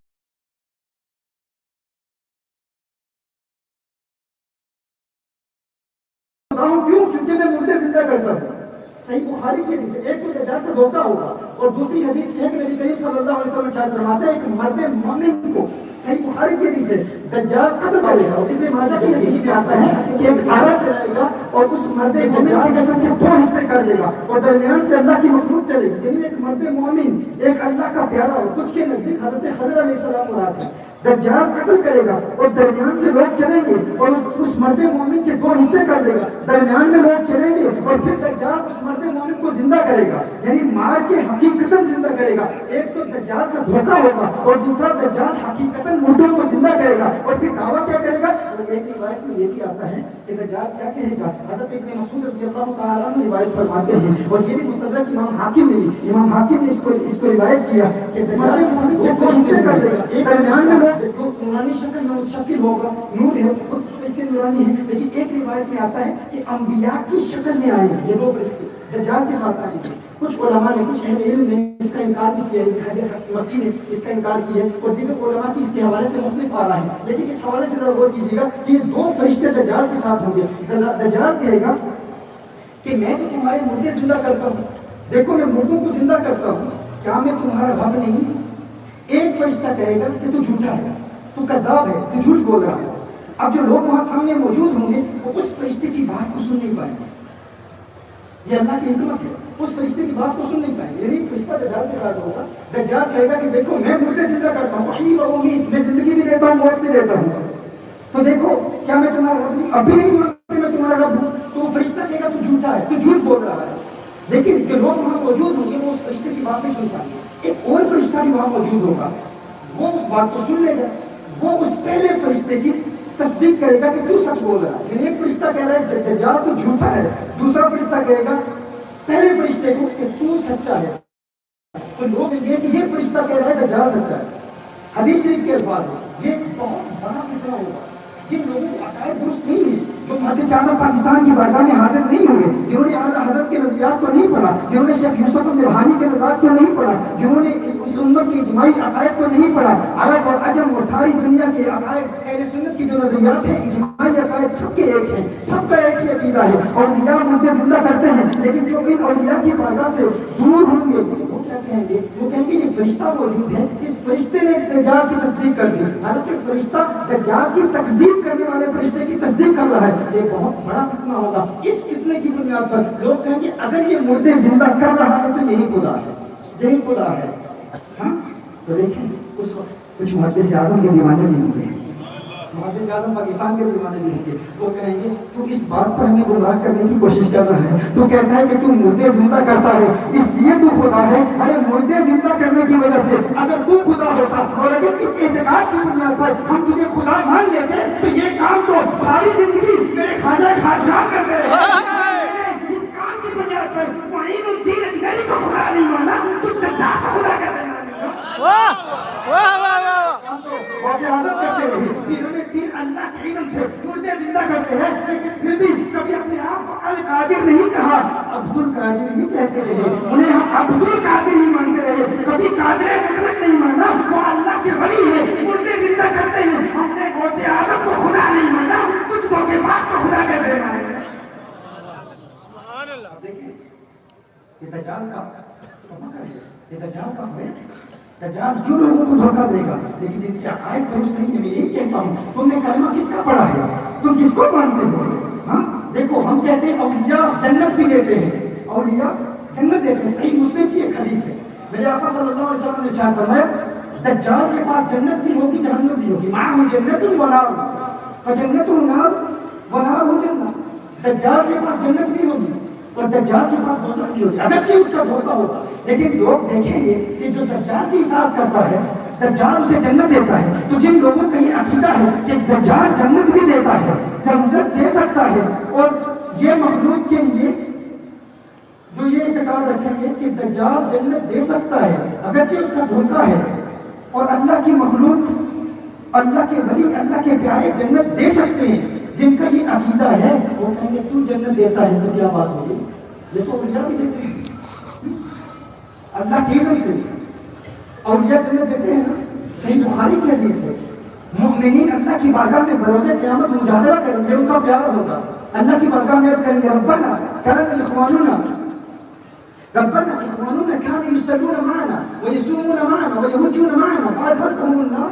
اے اللہ یہ ہمارے پیارے ہیں، اللہ کے ولیوں کی معیت میں رہنے والے، اللہ کے ولیوں کے قرب میں رہنے والے، اللہ کے ولیوں کی صحبت میں عبادت کرنے والے، جب اللہ کی بارگاہ میں جائیں گے اپنے کچھ گناہوں کی وجہ سے، اپنی کچھ خامیوں کی وجہ سے، کچھ کمیوں کی وجہ سے، کبھی نماز قضا ہو جاتی تھی، کبھی بدنگاہی ہو جاتی، کبھی غیبت ہو جاتی، ان کمزوریوں کی وجہ سے، ان گناہوں کے ارتکاب کی وجہ سے اللہ جل وعلا گرفت فرمائے گا، انہیں جہنم میں ڈالے گا. لیکن اللہ کے ولی صحیح بخاری کی حدیث ہے اور کتاب التوحید میں ہے، صحیح بخاری کی کتاب التوحید میں ہے، سنن النسائی کی ایمان والے باب میں ہے، ایمان والے باب میں.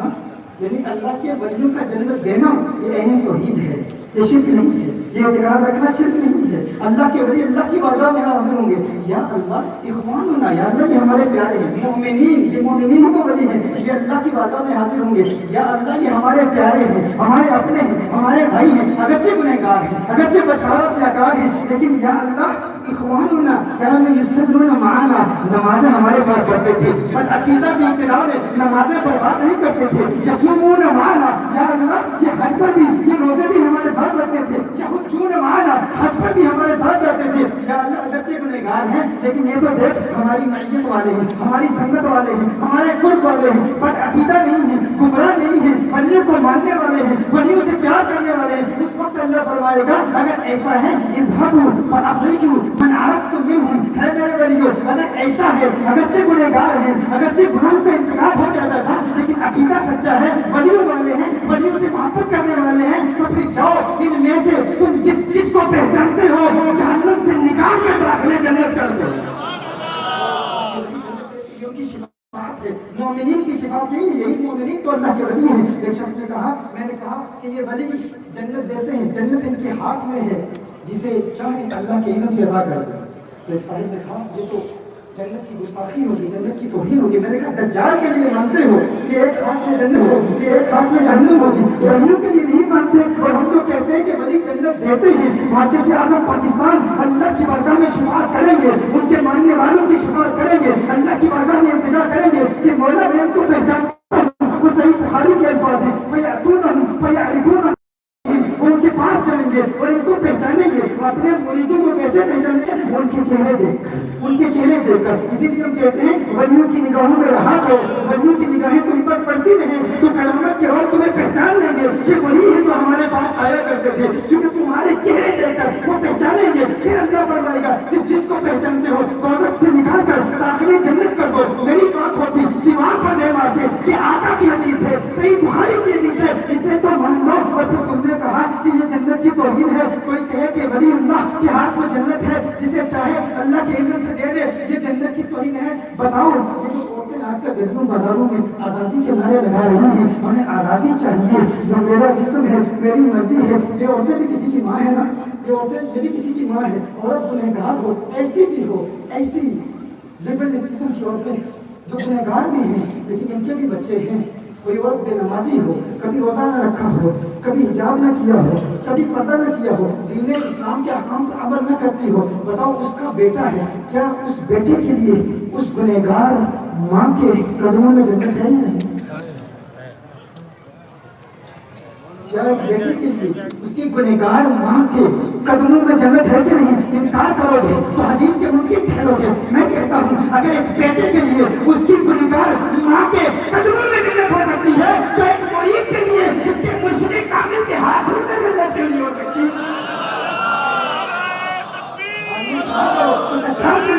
تم نے کلمہ کس کا پڑھا ہے؟ تم اس کس سے کرتے ہو؟ محبت کس سے کرتے ہو؟ شیطان کے لیے مانتے ہو، سہمانیت کے لیے مانتے ہو، جادوگروں کے لیے مانتے ہو، دجال کے لیے مانتے ہو، آقا کے پیاروں کے لیے نہیں مانتے، آقا کے ولیوں کے لیے نہیں مانتے. کہتے ہو شرک ہو جاتا ہے. ایسا نہیں ہے. میرے آقا کی حدیث سے ثابت، صحیح بخاری سے ثابت ہے کہ اللہ کے ولی بھی جنت ادا کرتے ہیں. ان کے قریب رہا کرو، ان کے قرب میں رہا کرو، ان کی نظروں میں رہا کرو. اور جو ان کے قریب رہتا ہے، جس طرح میں نے کہا نا، جو محدث اعظم پاکستان کے میں ابتدائی تربیت سے فیض حاصل کر کے اس نورانی بارگاہ سے فیض حاصل ہو کرتا ہے، پھر وہ یہاں سے دور نہیں جاتا. گویا کہ وہ کہتا ہے غور کرتا میں خیش قبیلہ ایک سونیا اتنے ناخن رب کی قسم ماہی پیارا لگتا. واہ واہ واہ. پیارا لگنا یاد رکھیے اردو بولنے والا برطانیہ سے آیا تو وہ ٹھیک سے اردو بھی نہیں بول پاتا لیکن پنجابی میں آپ کی طبیعتوں کی ضیافت کے لیے آپ کے لیے عرض کر رہا ہوں آپ توجہ فرمائیں کیا کبھی پنجابی میں کبھی سرائکی میں میرا لہجہ تو درست نہیں ہوگا لیکن میں جانتا ہوں لہجہ جیسا بھی ہو آپ عشق والے ہیں آپ محبت والے ہیں کھا کھو لگتا میں خیش قبیلہ ایک سونیا تگڑے ناتھ رب دی قسم ماہی پیارا لگتا ہے سگو بابل ویر تے ماتھ عمر گزارا وچ قدماں دے ایک واری تے آکھے ہاں تو یار فریدا میں دور نہیں وسنا تے میری زلف دی ٹھنڈی چھات وہ قریب رہتے ہیں وہ کہتے ہیں ہاں رکھیما تیرے گھر کا دے ماہی میں اصلوں دور نہ تھیما یاد دے پیرا تی تھیما جتی تی قدمہ ایک مدیما جس نیاز ہے مٹی ساڈی ایک پانی یار سبیما یار فریدا مکتے دل بھردا میں ویکھ ویکھ کے جیوا مکتے دل بھردا میں ویکھ ویکھ کے جیوا وہ ان کے حسن کو دیکھتے ہیں ان کی نظروں میں رہتے ہیں ان کے قریب رہتے ہیں ان سے دوری برداشت نہیں کر پاتے کیوں کیونکہ وہ جانتے ہیں کہ یہ دنیا بھی سنوارتے ہیں آخرت بھی سنوارتے ہیں دنیا بھی سنوارتے ہیں آخرت بھی سنوارتے ہیں یہ اولیاء اللہ کا مقام ہے میں جب یہاں گزشتہ اس شریف کی محفل میں آیا تو میں نے محترم اعظم پاکستان کی ایک کرامت بیان کی کہ آپ بادلوں پر حکومت فرماتے ہیں اللہ کے اذن سے بادلوں پر حکومت فرماتے ہیں میں یہاں سے چلا گیا جب واپس گیا تو کچھ بدعقیدہ لوگوں نے مجھ کو آنے کی کوشش کی کہا کہ یہ عجیب بات ہے اب دیکھیے ہمارے لوگ یہاں سے رابطے کرتے ہیں کہ ان کے جواب دیے جائیں گے یہ آپ کی کلپس نکال کے چھوٹے چھوٹے کلپس سوشل میڈیا پر ڈال دیتے ہیں یہ عجیب بات ہے آپ جواب نہیں دیتے دیکھیے ہمارا ایک عالمی لیول پر کام ہے ہم نے ایک چیز کا مقابلہ کرنا ہوتا ہے ہم نے ممکن حدیث کا مقابلہ کرنا ہوتا ہے ہم نے لوگوں کو کامیاب زندگی گزارنے کے طریقے سکھانے ہوتے ہیں مذاہبی ارباب پر کیے گئے اعتراضات کے جواب ہمیں دینے ہوتے ہیں ہم لوگوں کو کاروبار سکھاتے ہیں وہ لوگ جو آج اہل علم سے دور ہیں علماء سے دور ہیں ان کو قریب کرنے کے لیے مختلف طریقے اختیار کرتے ہیں کبھی ہمیں انگلش میں گفتگو کرنی ہوتی ہے ضرورت پیش آئے تو عربی میں گفتگو کرنی ہوتی ہے یہاں آتا ہوں تو یہاں کا مجمع دیکھ کر یہاں کا ماحول دیکھ کر ماننے والوں میں جب میں گفتگو کرتا ہوں تو ضروری نہیں ہوتا کہ ہر بات پر دلیل دی جائے تفصیلی دلیل دی جائے اور پھر جو ہم پر اعتراض کرتے ہیں وہ لوگ اہل علم بھی نہیں ہیں وہ عالم بھی نہیں ہیں تو اب ہمارے لیے ممکن نہیں ہے کہ جس محاذ پر ہم کام کر رہے ہیں آپ کو علم نہیں ہے وہاں پر وقت ہی نہیں ملتا ایک چیز کا رد کرتے ہیں عیسائیوں کا رد کرتے ہیں ان کے ساتھ ہماری ڈسکشنز ہوتی ہیں ان کے اعتراضات کی جواب دیتے ہیں پھر جہاں پر سوشل میڈیا پر لوگ بیٹھے ہوئے ہیں چھوٹی چھوٹی باتیں اور وہاں کی کلپس نکال کے کاٹ کے اعتراضات کرتے ہیں ان کے پاس ٹائم نہیں ہے اور کوئی بڑا کام ان کا ہے ہی نہیں ان کے پاس صرف فزیکلی ٹائم ہے مسلمان کو آپس میں لڑتے ہیں جو بندیوں کی باتیں نکالی بریلویوں پر استعمال کی بریلویوں کی باتیں نکالی حدیثوں پر استعمال کی اس طرح گھروں میں بیٹھی ہوئی بڑی عورتیں نہیں ہوتی میاں جو جن کو اور کوئی کام نہیں ہوتا تو محلے کی عورتوں کو لڑاتی کبھی اس کی بات دوسری کو پہنچائی دوسری کو کسی کو پہنچائی تو پھر آپس میں لڑنے کراتے ہیں ایک ہی کمرے میں بیٹھ کر تو پھر جب وقت آتا ہے تو میدان میں لگی نہیں آتی جب وہ میدان میں آؤ تو کبھی نہیں آتی نہیں پکڑنی آتی یعنی ایسی عجیب ہمیں لوگ یہاں سے کانٹیکٹ کرتے ہیں یار دلائل دو بھی ہم کیوں کس کس کا ہم دلائل دیں اور ان کو اور کام ہی نہیں اور جو اعتراضات ایتھیسٹ وہاں کے اللہ کے وجود کے منکرین مسلمانوں پر کرتے ہیں انہی کو بنیاد یہی اعتراضات جو ایتھیسٹ ہم پر کرتے ہیں ان لوگوں کے اعتراضات بھی وہی ہیں اہل اسلام پر جب ہم کہتے ہیں اللہ کے ولی کی فلاں کرامت ہے تو کہتے ہیں وہ کرامت اب کیوں نہیں ظاہر ہوتی ہم کہتے ہیں اللہ کے ولی کہتے ہیں اب اللہ کے ولی کس کرامت کو ظاہر کرو فلاں ولی کیوں نہیں مدد کر رہا ہم کہتے ہیں اللہ کے ولی کبھی اللہ کی حکمت کے خلاف کام نہیں کرتے اور یہی اعتراض کہ چیز کہاں پر ہے کہ تمہارا خدا مدد نہیں کرتا جب مدد نہیں کرتا تو خدا کیوں مانتے ہو تو ہم تو کہتے ہیں ہم خدا کو مانتے ہیں لیکن اس کی حکمتوں کو بھی مانتے ہیں اب چونکہ ان لوگوں کا ایک سے مقابلہ ہے غیر مسلموں کے اصطلاحات کو جانتے نہیں ہیں یہ جانتے نہیں عیسائیت کے خلاف ہمارے کیا چیلنجز ہیں یہودیت کے خلاف ہمارے کیا چیلنجز ہیں انہوں نے تو مسلمانوں کو لڑنا ہوتا ہے آپس میں لڑتے ہیں تو اسی کی وجہ سے ان کی سوشل میڈیا پر فالوئنگ بنتی ہے اچھا مجھے یہ نہیں پتا چلا کہ یہ اپنی ویوز بڑھانے کے لیے بھی کام کرتے ہیں یہ لاکھوں کماتے ہیں یہ اس سے پیسہ کماتے ہیں تو ہمارے لوگ ہم پر اعتراض کرتے ہیں کہ آپ جواب بھائی ہم نے صرف اردو میں کلام نہیں کرنا ہوتا صرف جناب جاوید رامدی صاحب کے جو فتوحات مکیہ کے حوالے سے اعلیٰ سرکار ابن عربی علیہ رحمۃ کے اعتراضات اس پر تقریباً 8-9 گھنٹے کے میرے انگلش میں بیان آتے ہیں کیونکہ وہاں کتنا سارا انگلش میں ہے ڈاکٹر عثمان صاحب نے مجھ سے رابطہ کیا اور الحمدللہ ابھی آج دن تک وہ لوگ اس بات کا جواب نہیں دے پائے، چونکہ اب یہ اردو ارطغرل رحمہ اللہ سے ارطغرل رحمہ اللہ جو ایک ولی کامل تھے، انہیں اچھا کہا جاتا ہے ابن عربی رحمہ اللہ کی وجہ سے. اب افسوس کی بات تو یہ ہے کہ ہم اپنے اس نوجوان نسل تک اپنے ان اولیاء، ان کامل اولیاء کی تعلیمات نہیں پہنچا پائے، اور کسی ڈرامے کی وجہ سے ہمارے نوجوانوں تک یہ پیغام پہنچا ہے. اس سے دیکھ سکتے کتنا واقعی ہے، جن ڈراموں میں، جن موویز میں ان اولیاء کی توہین کی گئی ہے، علیہ باللہ وہ اولیاء، ان کی ازواج جو اللہ کی ولیاں ہیں ان کو بے پردہ دکھایا گیا ہے. لیکن ان کی وجہ سے جب یہ پیغام لوگوں تک پہنچا تو لوگوں میں بڑی ریاکشن پیدا ہوئی کہ ابن عربی کون تھے، ان کا مقام کیا تھا.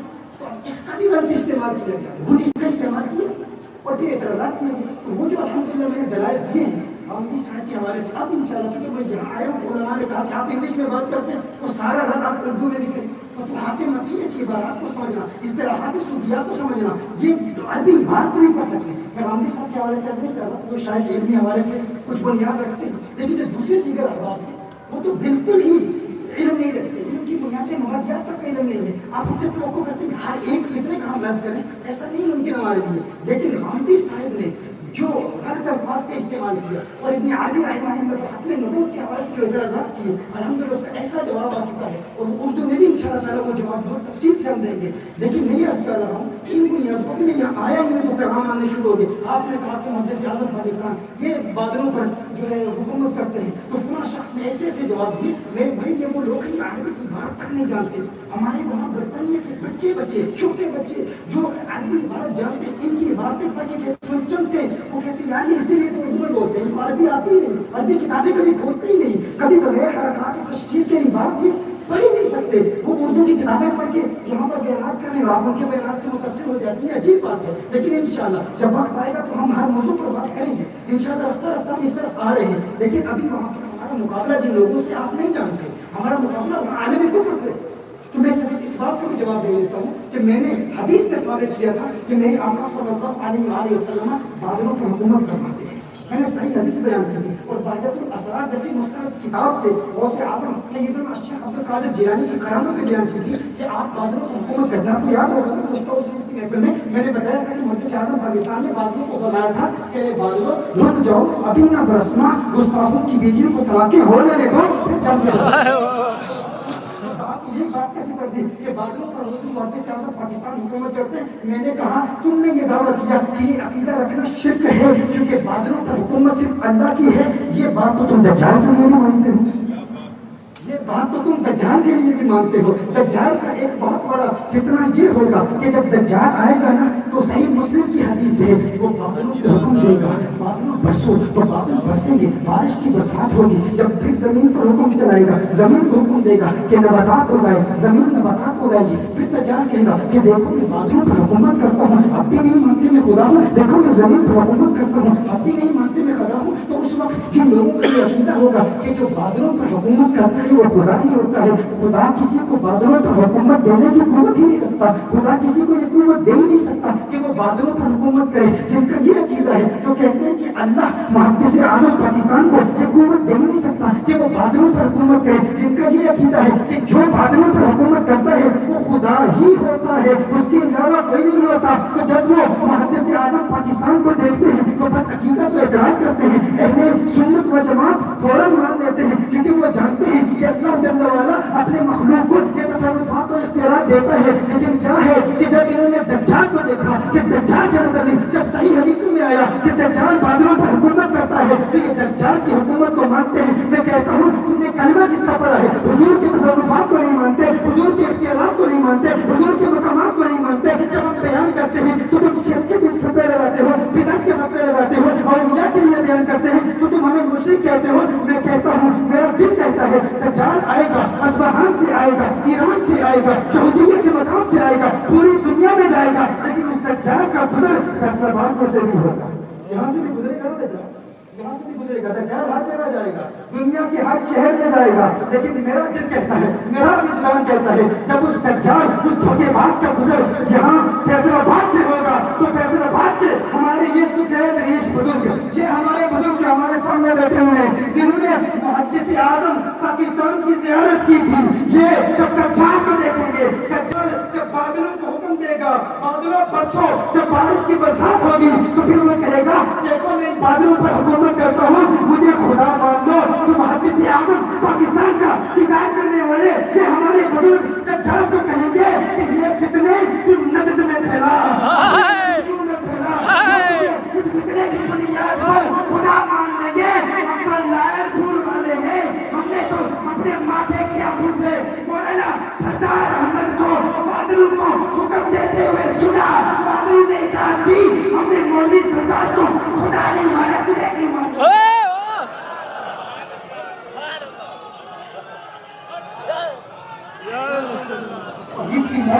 محدث اعظم نے ایسی پلائی ہے کہ اس کا خمار، اس روحانی معرفت کا خمار، اس کی مستی آج بھی تاری ہے۔ دجال یہ دھوکہ دے نجد کے نجدیوں کو، ان کے سامنے خدائی کا دعویٰ کر، ہم نے تو محدث اعظم پاکستان کو دیکھا ہے، انہوں نے بادلوں کو حکم فرمایا تھا، وہ اطاعت کرتے تھے، ہم نے ان کو خدا نہیں مانا، تجھے کیسے مان لیں گے؟ ہم شرک والے نہیں، ہم توحید والے ہیں۔ یہ عجیب بات ہے، یہ باتیں تم دجال کے لیے بھی مانتے ہو۔ میرے آقا صلی اللہ علیہ وسلم نے اسی لیے فرمایا کہ یہ فتنے انہی کے متعلق یہ لوگ جو مسلمانوں کو مشرک کہا کریں گے، یہ لوگ جو اہل اسلام کو قتل کریں گے، یہ لوگ جو مسلمانوں پر شرک کے فتنے لگائیں گے، انہی کے متعلق میرے آقا نے ارشاد فرمایا لا یزالون یخرجون حتی یخرج آخرهم علی المسیح الدجال، یہ ہمیشہ خروج کرتے رہیں گے، یہ ہمیشہ ظاہر ہوتے رہیں گے یہاں تک کہ ان کی آخری جماعت دجال کے ساتھ اتحاد کر رہے ہیں۔ آخر کیا وجہ ہے؟ دجال کون ہے؟ آج سے عمومی طاقتیں دجال کا بھی انتظار کر رہی ہے، یہود دجال کے آنے کا انتظار کر رہے ہیں، اور دجال ہیکل سلیمانی کی تیسری تعمیر یروشلم میں، یہ یہودیوں کا مقصد ہے کہ ہیکل سلیمانی کی تیسری تعمیر کے لیے وہ آج تیاریاں کر رہے ہیں، کیونکہ وہ مانتے ہیں کہ یہ دجال کی سلطنت ہوگی، ان کے مسیح کی سلطنت ہوگی، دجال عذاب کی سلطنت ہوگی، اس کی سلطنت کی تیاری کے لیے یہ لوگ آج محنت کر رہے ہیں۔ ان کی ساری کوشش، ساری جدوجہد یہی ہے کہ ڈیٹ سے اسرائیل کے کنسپٹ کو، اس اسٹیٹ کو اسٹیبلش کرنے کے لیے یہ دجال کی آمد کی تیاری میں لگے ہوئے۔ لیکن کیا وجہ ہے کہ یہ مسلمانوں کو مشرک کہنے والے جن کی ساری علاقے میں آقا نے بیان فرما دی، یہ عشق کے منکر ہوں گے، یہ ولیوں کی شانوں کے منکر ہوں گے، یہ مسلمانوں کو مشرک کہا کریں گے۔ حضور نے فرمایا انما اتخوف علیکم رجل قرأ القرآن حتی اذا رؤیت وحجته علیہ، مجھے تمہارے شرک میں مبتلا ہونے کا خوف نہیں ہے۔ تو دوسری بخاری کی حدیث میں فرمایا انی واللہ ما اخاف علیکم ان تشرکوا بعدی ولکن اخاف علیکم ان تتنافسوا فیہا، فرمایا مجھے تمہارے شرک میں مبتلا ہونے کا خوف نہیں ہے، یہ چھوٹی چھوٹی باتوں پر ہمیں مشرک کہتے ہیں نا۔ حضور نے فرمایا مجھے اللہ کی قسم مجھ محمد کو تمہارے شرک میں مبتلا ہونے کا خوف نہیں ہے۔ بھائی تم ہمارے کیا لگتے ہو، ہم تمہاری کیوں مانیں؟ جو ہمارے کچھ لگتے ہیں، ہمارے آقا ہیں، وہ کہتے ہیں مجھے اللہ کی قسم مجھے تمہارے شرک میں مبتلا ہونے کا خوف نہیں ہے۔ تم ہمارا بہت بڑا، بہت پیار کرنے والے ہیں، تیری بات کو کیوں ماننے؟ میں تجھ سے محبت کرتا ہوں، شرک سے بچانے کے لیے نظرات سے دور رکھنا چاہتا ہوں۔ حضور نے فرمایا مجھے اللہ کی قسم ہے مسلمانوں، شرک تمہارا مسئلہ نہیں ہے۔ مسئلہ کیا ہے؟ حضور نے فرمایا صحیح ابن حبان کی حدیث ہے، فرمایا اتخوف علیکم رجل قرأ القرآن حتی اذا رؤیت وحجته علیہ، مجھے اس بات کا خوف ہے کہ تم میں ایک شخص ہوگا جو قرآن کی تلاوت کرے، قرآن پڑھے گا اور قرآن کا جمال اس کے چہرے پر نظر بھی آئے گا، لیکن ایک وقت آئے گا کہ وہ تعلیمات قرآن کو پس کچھ ڈال کر اپنے ہاتھ میں تلوار لے گا، وسعى على جاره بالسيف، اور اپنے جار پر، اپنے نیبر پر، اپنے پڑوسی پر حملہ کرے گا، ورماه بالشرك، اور اس پر شرک کی رمی کرے گا، شرک کے فتوے لگائے گا۔ حضور کو ہمارے شرک میں مبتلا ہونے کا خوف نہیں ہے۔ حضور کو کیا پریشانی ہے؟ پریشانی اس بات کی ہے کہ کہیں میری امتی دوسروں کو مشرک نہ کہے۔ فرمایا مجھے اس بات کا خوف ہے۔ حضرت حذیفہ کہتے ہیں یا رسول اللہ صلی اللہ علیہ وسلم ایہم اولی بالشرک الرامی ام المرمی، یا رسول اللہ صلی اللہ علیہ وسلم ان دونوں میں سے شرک سے زیادہ قریب کون ہوگا؟ یعنی وہ شخص جو دوسروں کو مشرک کہتا ہے وہ شرک سے زیادہ قریب ہوگا، یہ جسے مشرک کہا جا رہا ہے وہ شرک سے زیادہ قریب ہوگا۔ حضور نے فرمایا ہے میری امت اس بات سے پریشان نہیں ہونا کہ لوگ تمہیں مشرک کہہ رہے ہیں، جو تمہیں مشرک کہہ رہا ہے وہ خود شرک سے زیادہ قریب ہے۔ وہ خود شرک سے زیادہ قریب ہوگا. تو جو یہ ہمیں مشرک کہنے والے ہیں جن کے مطابق حضور نے فرمایا ان کی شلواریں ٹخنوں سے اوپر ہوں گی, ان کی داڑھیاں گھنی ہوں گی, حضور نے ساری علامتیں بیان کی فرمائی ہے, یہ دہشت گرد ہوں گے, سفہاء الاحلام ہوں گے, جدید الاسنان ہوں گے, ان میں اکثر نوجوان ہوں گے, عقل کے کورے ہوں گے. یہ ساری حدیثیں بیان کرنے کے بعد آخر میں سنن النسائی کی حدیث ہے, حضور نے فرمایا لا یزالون یخرجون, یہ خروج کرتے رہیں گے حتی یخرج آخرهم مع المسیح الدجال, یہاں تک کہ ان کا آخری گروہ دجال سے جہاد کرے گا. کیا وجہ ہے؟ آج پوری دنیا کے اہل سنت فلسطین کے حق میں بول رہے ہیں, لیکن وہ کون سا طبقہ ہے جس نے آج اسرائیل کے وجود کو قبول کر دیا ہے؟ وہ کون لوگ ہیں؟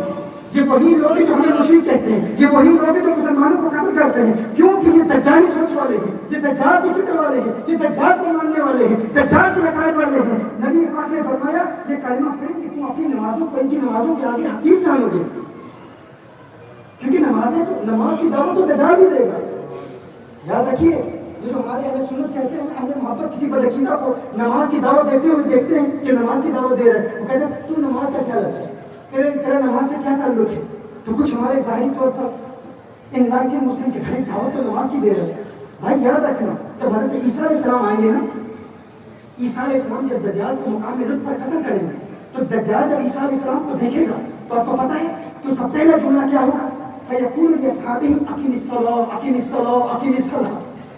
دجال اپنے اصحاب کو دیکھ کر خوفاً من عیسیٰ, حضرت عیسیٰ علیہ السلام کے خوف میں جب یہ کسی جال میں پھنس جاتے ہیں نا تو پھر انہیں نماز یاد آ جاتی ہے. لیکن یہ فکر کس کی ہے؟ یہ دجال کی فکر ہے. دجال جب ان گستاخوں کو جب سیدنا عیسیٰ علیہ السلام کو دیکھے گا تو عیسیٰ علیہ السلام کے خوف سے, اس کے ڈر سے اپنے اصحاب سے ادھر نماز پڑھو, نماز پڑھو, نماز پڑھو, نماز کی دعوت دے گا. کہے گا یا نبی اللہ, ہے اللہ کے نبی, قد اقیمت الصلاۃ, نماز قائم ہو چکی ہے, آئیے نماز پڑھتے ہیں, آئیے نماز پڑھتے ہیں. اس وقت عیسیٰ علیہ السلام فرمائیں گے یا عدو اللہ, ہے اللہ کے دشمن, زعمت انک رب العالمین, تو یہ گمان کرتا ہے کہ تو رب العالمین ہے, فلمن تصلی, تو خود کہتا ہے کہ تو رب العالمین ہے, اگر تو رب العالمین ہے تو نماز کس کی پڑھ رہا ہے, نماز کی دعوت کیوں دے رہا ہے, تو کس کی عبادت کر رہا ہے؟ جس طرح آج ہمارے لوگ کہتے ہیں نا کہ قادیانی آ جائے نماز کی دعوت دے, کہتے ہیں تو ایک نئے نبی کا مدعی ہے, تو نماز کا لگتا کیا ہے؟ کہ گستاخ رسول آ جائے تو ہم کہتے ہیں تو حضور کا گستاخ ہے, تیری نماز ہوتی نہیں, تو کہا نماز کی دعوت دے رہے ہیں نا. تو یہ منہج کس کا ہے؟ یہ منہج دجال کا ہے. انہوں نے دجال کا کلمہ پڑھا. یہ اولیاء کی شانوں کو نہیں مانتے, دجال کی شانوں کو مانتے ہیں. یہ اولیاء کی کرامات کو نہیں مانتے, شیطان کے تصرفات کو مانتے ہیں. یہاں تک کہ کہہ دیتے ہیں نماز میں شیطان کا خیال آ جائے نماز ہو جاتی ہے, آقا کا خیال آ جائے تو نماز باقی ہو جاتی ہے. تو کس کے ماننے والے ہو؟ اسی لیے حضور نے فرمایا حتی یخرج آخرهم مع المسیح الدجال, یہ آخر میں دجال کے ساتھ اتحاد کر لیں گے. اسی لیے آج فلسطین کے حق میں ان گستاخوں میں کوئی نہیں بولتا. آج اسرائیل کی اسٹیٹ کو قبول کرنے والے کون ہیں؟ یہی دجال کے ساتھی ہیں جن کا تعارف میں آقا نے کرایا ہے. یہ اولیاء کے بھی دشمن ہیں, یہ آقا کے حضور کے بھی دشمن ہیں.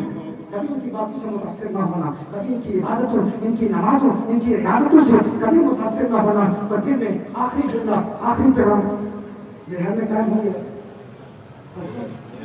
ٹھیک ہے جی, انشاءاللہ تعالی آئندہ یہاں سے ہم, کیونکہ میں نے ایک کو علامات قیامت کے حوالے سے جو میں نے ایک پیغام آپ کو دیا کہ قیامت کی علامات کو اپنے بچوں کو پڑھائیں, یہ تربیت اپنے بچوں کی ضرور کریں. اور اس کے لیے ایک ایکرونیم یاد رکھیں, مدعی, لفظ مدعی یاد رکھیں.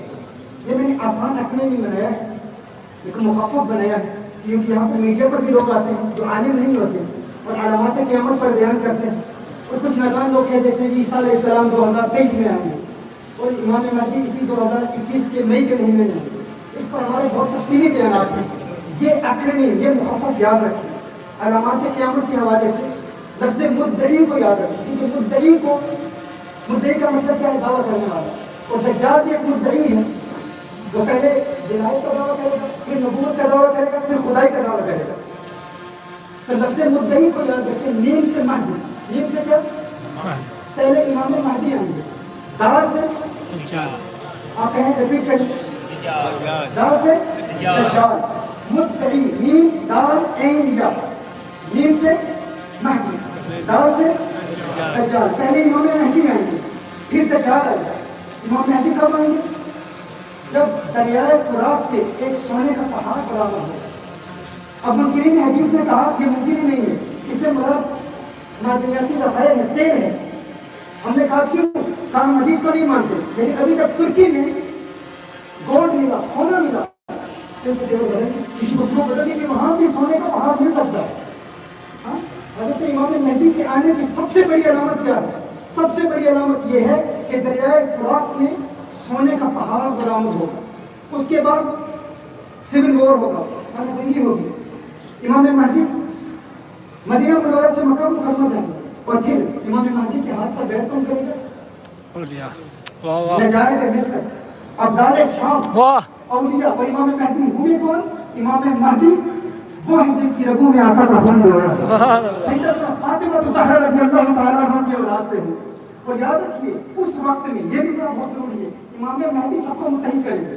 اس دور میں سارے اہل بیت سے پیار کرنے والے ہوں، کوئی اہل بیت کا بغض رکھنے والا نہیں ہوگا، کسی کے دل میں اہل بیت کا بغض نہیں ہوگا، اور کوئی بھی صحابہ کے بارے میں ہلکی زبان استعمال نہیں کرے گا. یہ بھی امام مہدی کی کرامت ہوگی، کیونکہ لوگ امام مہدی کو براہ راست دیکھیں گے، امام مہدی کے جلووں میں ایسے مہم ہو جائیں گے، امام مہدی کی تعلیمات پر سارے متحد ہو جائیں گے، سب اصحاب مصطفیٰ کا بھی احترام کریں گے، اہل بیت اطہار کا بھی احترام کریں گے. امام مہدی کی حکومت ایک حدیث کے مطابق 7 یا 9 سال تک ہوگی، اور یہ اسلام کی اکانومی کے عروج کا دور ہے.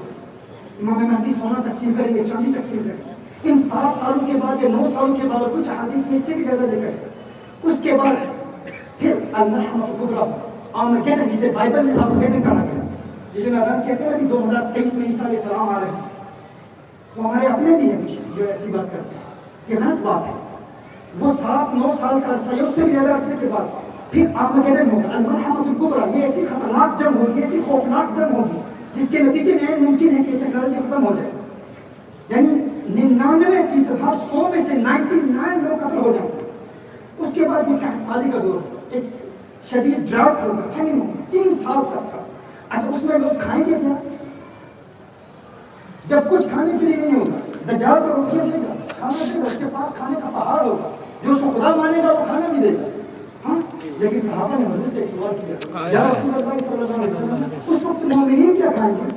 دجال تو کھانا کھلائے گا. سنن ابن ماجہ کی حدیث ہے، اور البانی نے اس حدیث کے ایک ایک لفظ کو صحیح قرار دیا، دیگر حدیث سے ثابت کیا کہ اس وقت دجال جب آئے گا تو دجال کے ماننے والوں کو تو دجال کھلائے گا، لیکن وہ قحط کا دور ہوگا.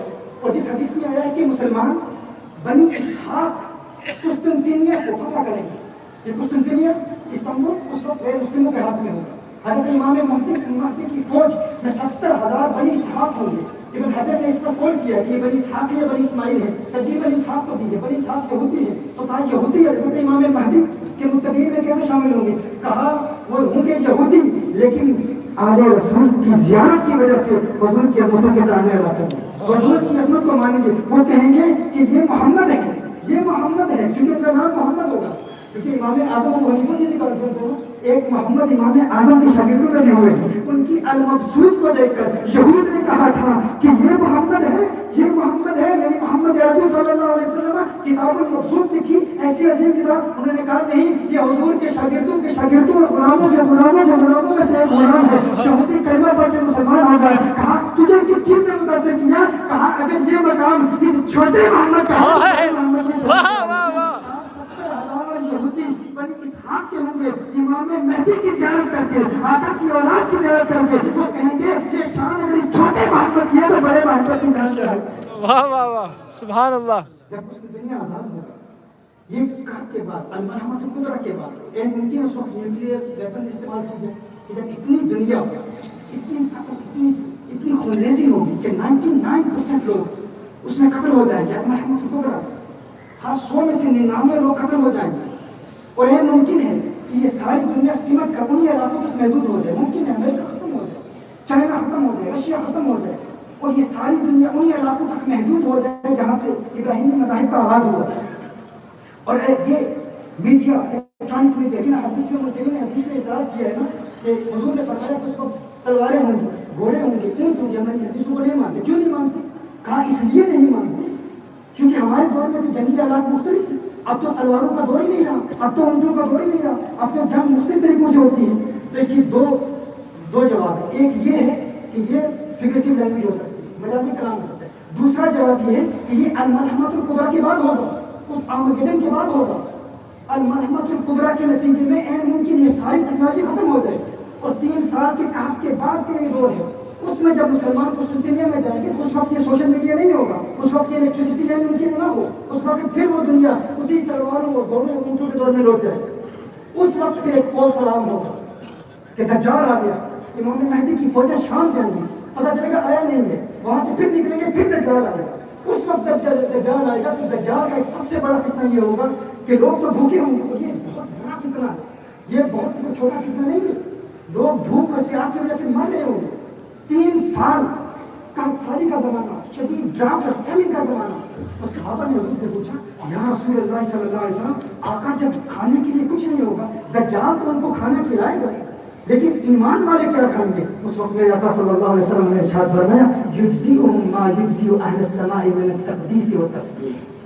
کیا سمجھے آپ میں یاد کر رہا ہوں، میں نے غوث اعظم رضی اللہ تعالیٰ عنہ کی بہجت الاسرار سے کرامت بیان کی تھی۔ آپ فرماتے ہیں کہ مدائن کے بیابانوں میں 3 سال ایسے گزرے کہ پہلے سال میں زمین سے گری پڑی چیزوں کو اٹھا کے کھاتا تھا، پانی نہیں پیتا تھا، دوسرے سال پانی پیتا تھا، کھانا نہیں کھاتا تھا، تیسرے سال نہ کھانا کھایا نہ پانی پیا، میرے پاس کچھ بھی نہیں تھا۔ کہا کہ بغیر کھانے اور بغیر پانی کے غوث اعظم زندہ کیسے رہتے ہیں؟ یہ بولیوں کی من گھڑت قصے کہانیاں ہیں، یہ تمہارے باپوں کی کہانیاں ہیں، تم نے خود بنائی ہوئی ہیں۔ حدیث میں اس کی کوئی دلیل نہیں ہے کہ کوئی شخص بغیر کچھ کھانا کھائے بغیر پانی پیے زندہ رہے، بلکہ ہم تو چشتی صابری محکمے میں موجود ہیں۔ حضرت ثابت علی کلیر کو بابا فرید الدین گنجی شکر نے فرمایا تھا کہ ان فقراء کو، ان مریدوں کو کھانا کھلاؤ، آپ کھلاتے رہے، برسوں کچھ نہ کھایا۔ ہم جب یہ کرامت بیان کرتے ہیں کہ بغیر کھانا کھائے بغیر پانی پیے حضرت ثابت پیا زندہ کیسے رہے، تو لوگوں نے کہا کہ زندگی ممکن ہی نہیں کہ نہیں ہے۔ ہم نے کہا وہ اوراد پڑھتے تھے، وہ اذکار کرتے تھے، وہ اللہ کرتے تھے، لا الہ پڑھتے تھے، کہ لا الہ